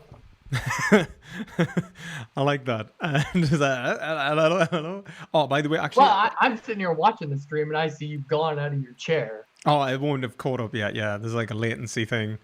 The lower I put it, the lower the quality of the stream. So, like, sorry guys, it's like this or like a slight delay or terrible quality. So it's one of the two. Also, actually, just want to say thank you to Git Stanfield for donating, saying love the convos, that you're in chat, and that you're still trying to construct a moral framework for yourself. And I appreciate the conversations. I really appreciate the donations, and thank you for making these conversations possible. So yeah, and I guess rather than even having the debate right now, because I probably have to run to the shop before it closes, because I have no idea when it closes. We could even just outline what the debate's going to be about, and then just like kind of go on from it. Sure. Yeah. Oh, can I make a comment on the graph? Oh, absolutely, go for it. Because this is something I actually brought this up to Abby a while ago, and it's not like an error of the graph. It's not like the graph is wrong, but I find it's unintuitive to understand the lines, because the deontology is below this moral value X line, right? Yeah, I agree. I think I said that as well. As like, why is I have to assume that means what happens if you don't follow the rule. That's why it's negative. But there's also like the positive framing of like following the rule is a good thing, and then it becomes above the X line. Do you see what I mean? I absolutely. I think it's like also obviously the variation in duties and the strength of those duties in the first place, which like might have like some variability. Well, like you can have like varying strengths of duty in terms of like confliction duties anyway. which I guess is somewhat the point of threshold deontology, but I think that it's even kind of there in some deontologists. So I don't know. It's like, can we say duty is one value? You know, follow or not follow. Yeah. It depends, because it's like otherwise you wouldn't be able to have the rule of double effect in like someone like Thomas Aquinas, for example, where he's like, you are actually respecting reason to a greater degree, and so it's like strength of reason for one duty over another is kind of like a measure of moral value in this on this y-axis, if you will. Okay. So it like, and I think I kind of brought that up with him as well, but yeah, I think unintuitive would be the right word. I mean, I think it's difficult. I was basically, one of the things is like, it's really fucking hard to plot this on a graph. Like, I don't necessarily know. Like, for example, I think a deontologist would be using like bar charts. Do you know what I mean? Like a bar graph. Yeah. No, but I can see what you mean by like the D line would be more complex than a straight line. But I think one thing that bothers me is that in the graph, you want threshold deontology to visually look like the best option, right? True. Oh, Because yeah. And but it's in the below, middle. It's I guess that is a point. Like, it's like, why is it below the utilitarian line? Right, and it's just because of the phrasing of like whether it's good to follow the rule or whether it's bad not to follow the rule. But if you change that, then the line goes to the top, which just visually makes sense. Yeah, I think it's. I don't know. I see what you're saying. It's more of like, it's almost like an aesthetic critique of it, or like an intuitive critique of it. Yeah, I'm not saying it's wrong. It's not like it's a logical error. It's just not the easiest to read. I want to see that T line above the U line because it just bugs me looking at it like that. It kind of annoys me to see the D line below the x-axis as well. I don't know why. It just kind of annoys us because it implies that it's a negative. Like, as in, like, any duty you follow is above, is sort of a negative point. But it's like, unless below that duty, is it like framing it like everything you do below that point is infinitely bad? Like, if you do not follow reason, you are just infinitely wrong. Which is like, I don't think the ontologists necessarily think that. Like, so for example, like, even I think like some of those strictest deontologists would see a difference between, you know, a child lying to their mother about like whether they enjoyed the food that the cooked versus murder. And in terms of the strength of reasons, it's like there was a confliction in the reasons of the individual, which meant that the conclusion was like, you know, fulfilled like a certain level of like epistemic criteria, whilst the other one fulfilled far less. Do you know what I mean? Is obviously wrong. And no, I think that's a good point. It's like, what does it mean to be even below the line already? Like, what does it mean to go lower? Yeah, I don't. Like, I didn't do the rule. I broke the rule. What's below that? Yeah, that's the thing, and it's. I don't know, man. Maybe it's there just specifically for the utility line. I think like billions of people died, trillions of people. Yeah, I guess it's hard. I don't know, man. I wouldn't want to graph it just because I don't think I could. So maybe I think it's just like it's supposed to be. I think your critique's probably more valuable in the sense that it's supposed to be a visual aid. So make it as at least a visually, you know, accessible as possible. Intuitive. Yeah. And so, me and you are supposed to be debating once again metaethics. I don't know who suggested that. You know, someone who clearly has some serious mental issues and is obsessed with metaethics. You know, the thing is that like we've had the conversation a few times now, and I think we want to make sure that we're kind of hone in on the point of contention before we even get into the discussion, because I think sometimes we end up just sort of like. We'll finally get to the point of contention, and then there's this fundamental disagreement, and then the conversation's about to end because we're about 3 hours in.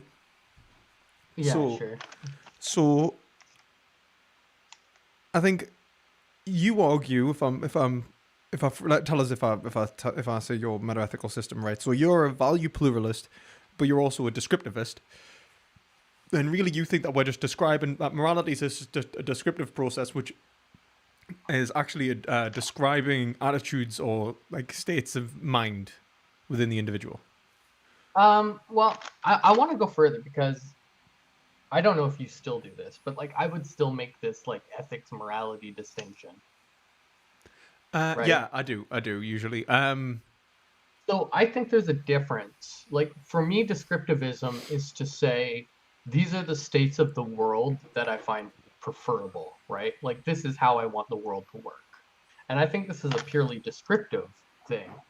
But then there's a secondary conversation about how to actualize these things, right? And so, I might find a particular state of the world the best state of the world, but if I try and get it, somebody's gonna punch me in the face, right? Yeah. So I don't know if you would take that as prescriptive. I mean, I still think it all comes down to descriptive, but there's a difference between describing oneself and describing the relations of actions to whether or not it's actualized. And I think the communication part is for that latter point.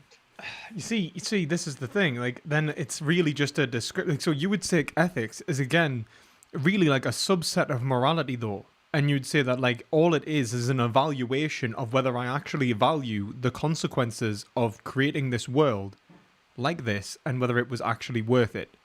You know what I mean? Sure, and I think you can only know that by empirical methods. So if anything, it sounds like ethical, almost ethical is it ethical anti-realism? Because it's kind of like you don't think that there is anything to appeal to in order to say that you should, ought, or ought not act, because you're not a prescriptivist. So what you're really saying is how you feel about actions which occur. So is this not like... So pertaining to behavior, you are judging behavior in terms of morality. So it's like ethics is a subset of morality in this sense. And so ethics isn't its own... You know what I mean? It's as if you're not actually judging the you don't judge like what makes an action right or wrong is whether it produces something that you evaluate as good or bad. Right, but they're different epistemic pursuits, right? Well, I would like to think so, but in this case, I think for you it's the same one. Am I right or wrong? Or... Well, no, I don't think. I think knowing one's values is different from knowing whether or not actions produce states of the world that you value. Right, so it's right? like you can't say those are the same thing. Not the same, but as I say, like a subset. So it's like what you're really saying is like knowing one's values would encompass though the value of actualizing the world to be a certain way. So knowing oneself would be to know oneself in each possible scenario. I didn't understand the question. So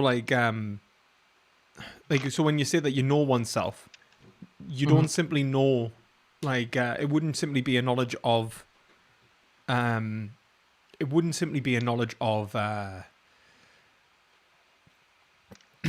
quote unquote like axiomatic values which underpin your action, which I don't like, or anything like that. It would be a knowledge of how you feel about something, or how you judge something, and those judgments are in relation to the world. And so morality is already kind of a judgment of, possible states of affairs. Now with ethics, you're talking about change in the world. So, an increase or a decrease, well, yes, an increase of possibilities in which this is applied to. It's like, and in which case, really, it's just the application of self-knowledge to various scenarios. So it's like, do I know, like, in terms of possible worlds, it's like, I know myself in this possible world. Do I know myself in this possible world? Do I know myself in that possible world? And it kind of goes on like that.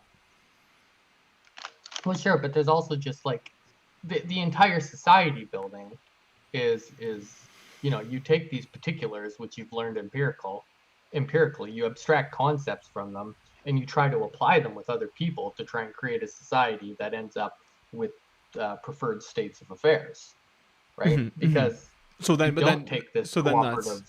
yeah. So then it's like, so then that's more of like what you're saying. Then is like, it's not morality, it's ethics because it's not the what, but the how. Right. Okay, right. Okay, I see that being separate. So it's like, okay, based off my morality, these are the ethics. But then there's obviously a subset of morality for you, which would be like your valuation of the ethical outcome. Hmm. Right. Okay, I get you. Okay, I get you. I'm following. Um, I okay. mean, I think the whole thing's mimetic. I Aye. think this is where you like heavily disagree with me. I think the whole process is doing itself, not us doing it, not us rationalizing anything. Yeah, we're probably going to have a debate on determinism. More than anything, because if it's free will, then that's not going to work, is it?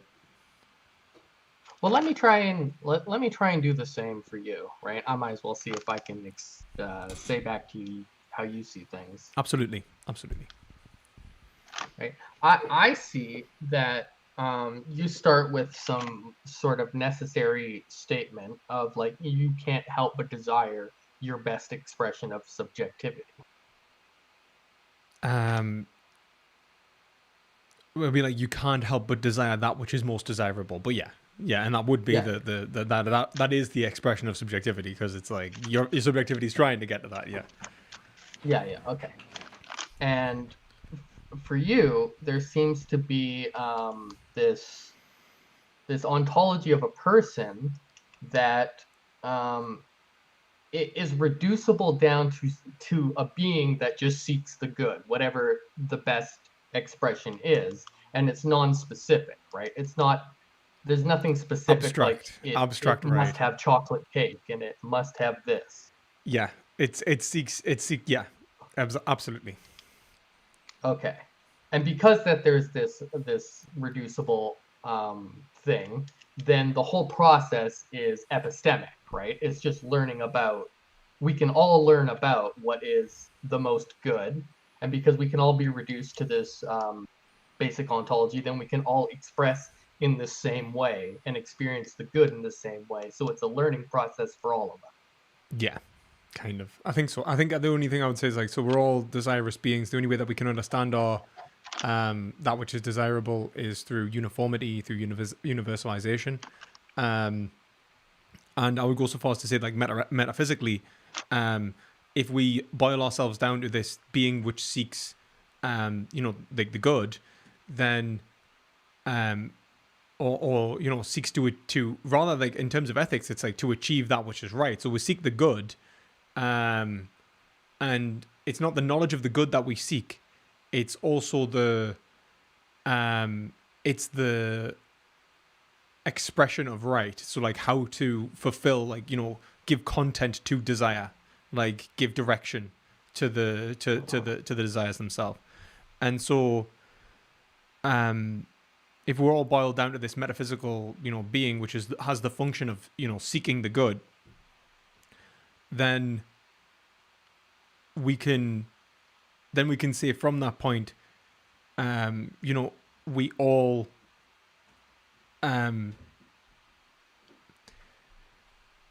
all share the universal category or species which is of that good seeking nature. And so the evaluation of that nature is what will inform us of our duties and obligations. Right. And I'd say that Okay. we can only be understood when we're boiled down to that point.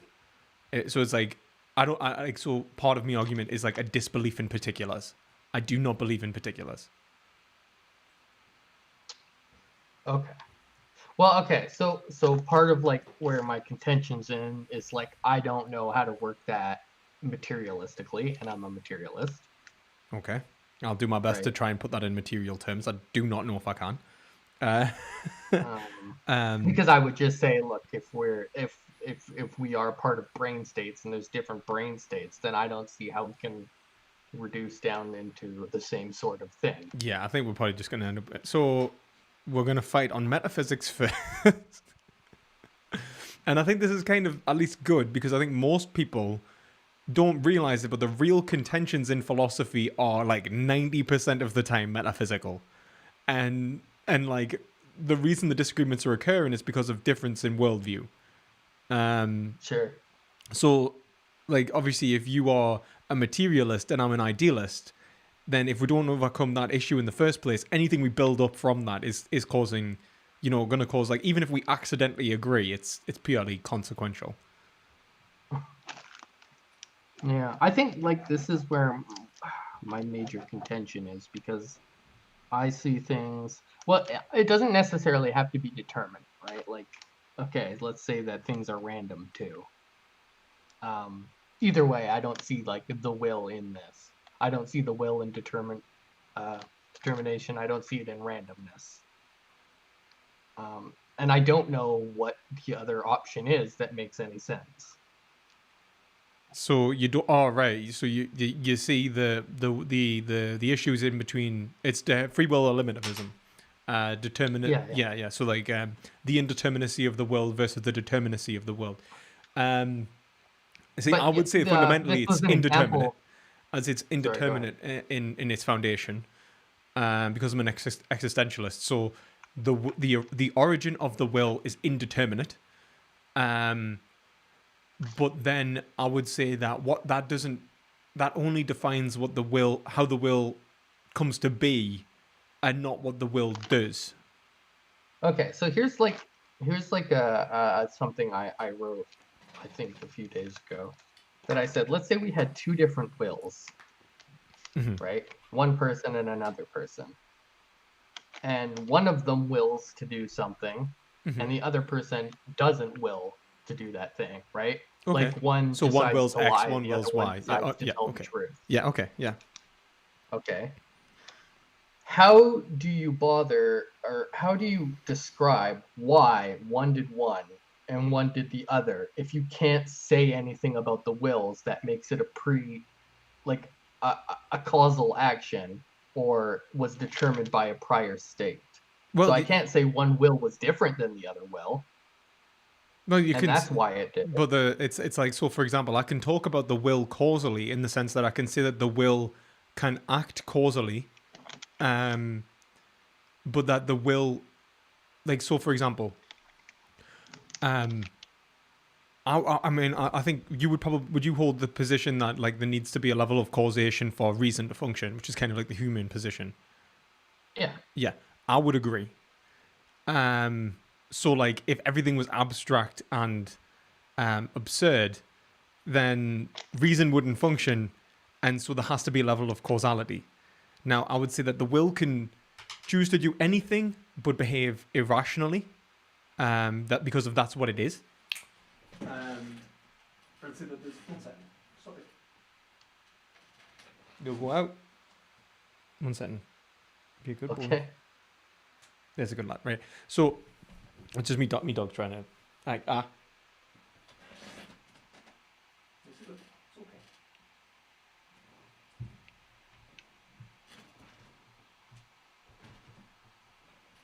Oh boy. Right, sorry. Okay, so I would say that the will that like the will can be indeterminate in origin, but then act determinately through reason, and say that like I would say that like it can only think in in terms of causation, pretty much. Like you can't like think like in a way that would be absolutely absurd, because then it would be self-destructive. Do you mean reason as in logic? As in logic, yeah. Right? Because logic doesn't give rise to any premises. It's just relations between premises. Yes, but it also gives rise to but it also, like, obviously in terms of like I would go so far as to say reason is language, and language is fundamentally a subset of like applied logic. Well, I'd have to hear that. So like signification is in relation to being, and being is essentially logical. So and I would being is logical. yeah, logos. So like being conforms with And logic. then I'll just write WTF beside that. So if so, like and I would even say for language to function, logic has to be, has to function as well. So like P implies the possibility of obtaining P, and that's kind of the random argument for that. But the point I'm making in terms of the will is essentially the will must be like to will itself, like to will what it what it chooses to will. It must be able to create a level of understanding and rationality within the world, so that it so that it can have desire. So the desire itself, in terms of, it's So you need reason to have desire rather than the other way. yeah, I would say it's yeah. I would say that desire happens, and it's desire and reason are mutually dependent. Like, as in, like, I would not divorce desire into a separate category, like kind of like a platonic tripartite soul. Like desire and reason are simultaneous. Like your desires Well, I mean, I think they're distinct, but I'm not going to a tripartite soul. Yeah, I know. I'm not saying you are. I'm just giving an example of someone who would make them distinct. Okay. I don't think that they are distinct. I think that, and I would go so far as to say that, your understanding of reality, like your understanding, like your desires, are dependent upon a level of rationality, of reason. At least in terms of a cognitive sense. Do you know what I mean? If you would say like non-cognitive, then it's not necessary. Would it be your desire? I'd say no. So it's like it's just desire, and it's not really attributable to you. It's not an object of your experience. See, when we have this debate, I'm going to be making you come up with examples of all the stuff you're saying. That is absolutely fine. I think about this stuff way too much. So, yeah. So, and I say like I guess the main thing to take about from the will is that it's indeterminate in origin, but then can act causally, in terms of self-determination. Okay, I just want to clarify, because you said it can act causally. Is there another option? No. So it does act causally. Yeah, it does act causally. So like okay. Like it yeah, it does act causally, yeah. Okay. The will acts causally. And then I'll have to understand what those prior states are that lead to different things, and I don't know, maybe you'll argue it's reason, but I'm going to have to see how the hell that works. So it's like, I would say that like what the will is the simultaneous instant. I'd say it's the instance of rational desire is what I would consider the will. I mean, could I say? I'll give it some thought of whether I'm going to say rational desire or just desire, and then say like, yeah, I'll probably just say desire, and then. Yeah, so I'd probably say the will is desire, and then attempting to act out against the world, and that desires are only one's own at the point of self-knowledge, which is rational desire. And I'm going to be going materialistically. Hobbesian levers and pulleys. That's the thing, and then I'm going to have to argue against materialism, so that's fine. Well, yeah, that seems right. So it's going to be mostly a metaphysics debate. I guess so. Even better. If we keep going any higher, we're just.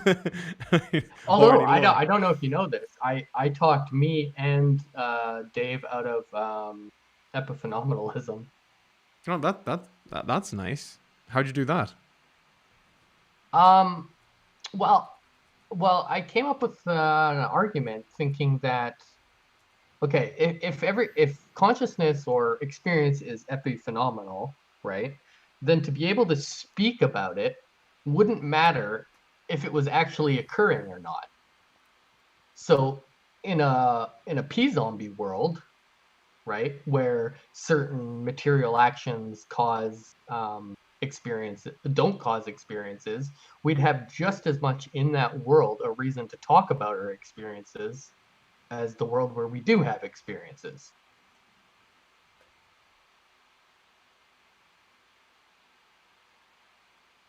And where I don't think that's logically impossible, it seems incredibly implausible.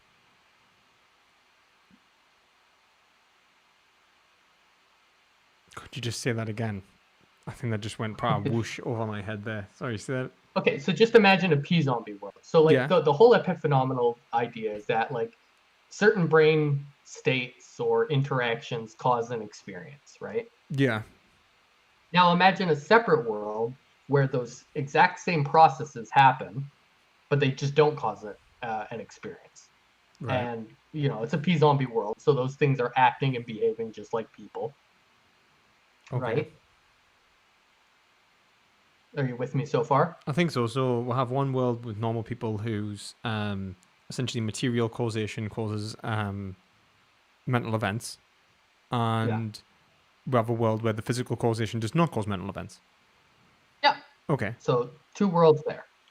Now, in both worlds, they have just as much reason to talk about their experiences as the other world, right? So I said, "Oh, I'm experiencing blue right now," and I don't mean that materialistically. I mean I'm having a private experience of blue and a sensation of taste and this and that, right? Yeah. But in the p-zombie world, there's the exact same material laws are there, so they're also having that conversation.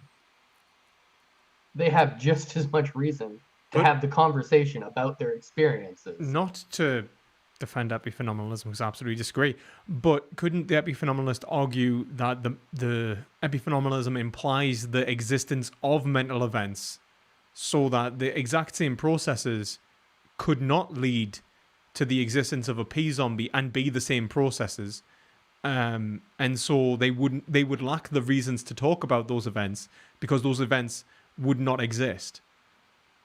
Well, that's the whole point, is that like then you'd be talking about a causation between those events actually happening and then talking about them. But you have to erase that from if you're actually going epiphenomenal. Because as soon as you start talking about that side of causation, you're just not an epiphenomenalist again. Well, I know you could talk about that side of causation, but then say like it's downstream from the mental. So the mental events are caused from physical events, which then can cause. Yeah, they can cause both at the same time. Yeah. But what I'm saying is that the p-zombie world has just as much reason to do it then, because it just skips one of the steps. Like it's a step that just doesn't have to happen. I suppose, but then that somebody wrote in your chat that it's the most famous argument against epiphenomenalism already. I don't know. I didn't read it. I just sat down and thought about it. Well, so, that's fair. That's like fair. Most things I come up with, somebody has already thought of it. Yeah, that's life as a philosopher. That damn it, Aristotle, you're fucking stealing my ideas. Yeah, I'd say I'd probably. But then that. So I don't know where that leads. Yeah, I don't necessarily. Is it an argument against? Because it just shows that like it's rather than like, because I mean. Yeah, it doesn't show that it's impossible. It's just I just find it implausible. I mean, you could argue that like. It's like, really, we're just having these random conversations, and we wouldn't even have to, or it wouldn't even matter if we were having experiences. I guess my argument against it would just be like was kind of just to say that like reason itself is a mental event, and if it wasn't caused by the physical event prior, then they wouldn't have that. Sorry? I said I'm just gonna stab you one day. Oh, I'm never gonna argue that. I'm not. I'm just playing devil's advocate. Like I think. Oh, okay. And like I'm like, what is reason magic? Is it just magic? Reason is magic in continental philosophy. It's like the biggest thing in the full thing. It's like reason is majesty, sovereign. We are all subject to reason. It's when you run out of mana points that you become reasonable. Exactly. That's why I keep winning debates, because I've just got so many mana crystals that nobody sees on my desk. Like honestly, like and I think that like I don't like happy fundamentalism in general. I would say that like look in terms of like the mind body relationship, like I take the existence of being like a human to be more hylomorphic, and so I don't see the mind as being caused by the body so much. So I think that it's actualized in the body. And that just goes against like all abnormal psychology or like brain damage. Well, no, because like brain damage, it's kind of tentative anyway, because there's a lot of people that have like severe brain damage that seem to have like little to no effect on their consciousness, which seems to break down the identity theories of like reductionist materialism, or like conscious reductionism. Yeah, but that like a ton of your brain doesn't affect your thinking. Like some of it just controls your body. Yeah, but like even like the fact that like it's random parts of the brain. So like people have lost different parts of the brain and none of them seem to correlate with a given function. So like there seems to be what a are you lack talking about? Yeah, but like look, like there's people that so for example have lost the majority of their like cerebrum and have been and like what we consider like language centers and stuff and still being able to talk. And it could be that the brain purposes parts of the brain, you know, unable to maintain certain functions. Plasticity. And plasticity. And that okay, may just, another theory is that they just got the section that language is required to have wrong. Yeah, I mean that is the theory, but that's it, right? This is the thing. The identity theory in terms of like neurology seems to be broken as shit. But I mean, like people with blind sight all have the same physical damage. True. But I mean, like, I'm not even doubting the fact that there is a connection between the material and the mind. I'm really just saying that I don't think that mind can be explained in and of itself by material, but that it can only be actualized with material. So that's not really so like as in like that's almost Descartes. No, because Descartes a cheeky little shit and says there's innate knowledge and stuff. And I'm certainly not like that. I'm not saying you agree with everything Descartes said. I'm just True. saying it's a very similar ontology. Like, I see it closer. But then when he was asked how does it interact, he said, I don't know, it just does. Yeah, I guess it's not like a separate, like, so for example, it's like, I guess like, there's also like, there's aspects of this which can be kind of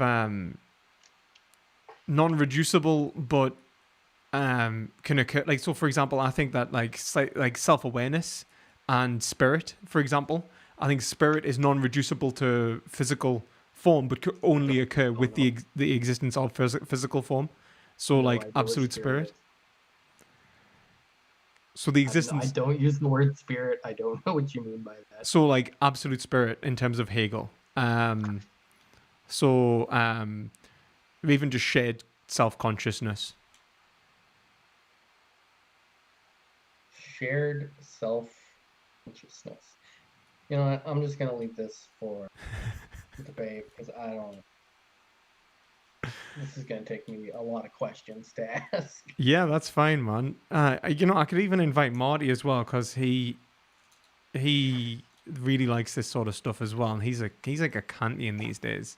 But I think we'll have a lot of agreements on this. If you want, we could roundtable it with me, you, Dave, and Marty or something, rather than like having a strict debate. But yeah, like is the Power Hour coming back? Well, the thing, the thing is, like, I think Rem wanted to do a philosophy podcast, but I have no idea what's going on there. So maybe you see on there, like, I don't see why not. So I think he said that he was cool with Dave, and I know Dave was trying to get into YouTube, but I don't know if that's coming about. But if it is, then I'll put you forward as well. Like, anyway, because I think, like, obviously, very well philosophically instantiated, even if you have absolutely wrong ideas. Yeah,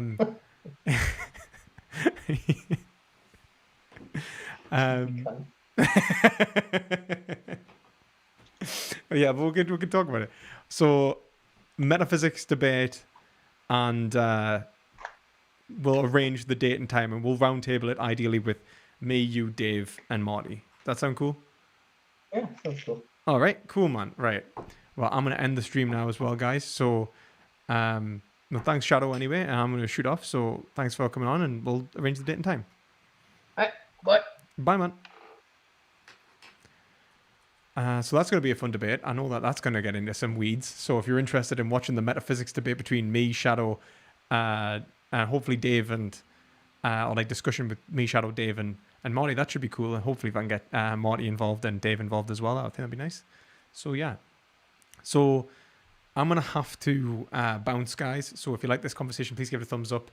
Remember to subscribe and check out the competition in the description below.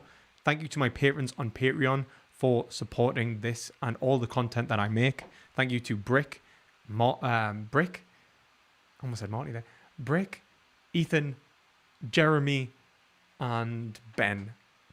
Really appreciate it, guys. Thank you very much. And remember to message us if you want to schedule those chats, because I've messaged us already. Jeremy, you've already had yours, but there are other people who are still waiting to redeem their kind of like voucher, if you will. So yeah. Thank you all for watching, and as always, try to gain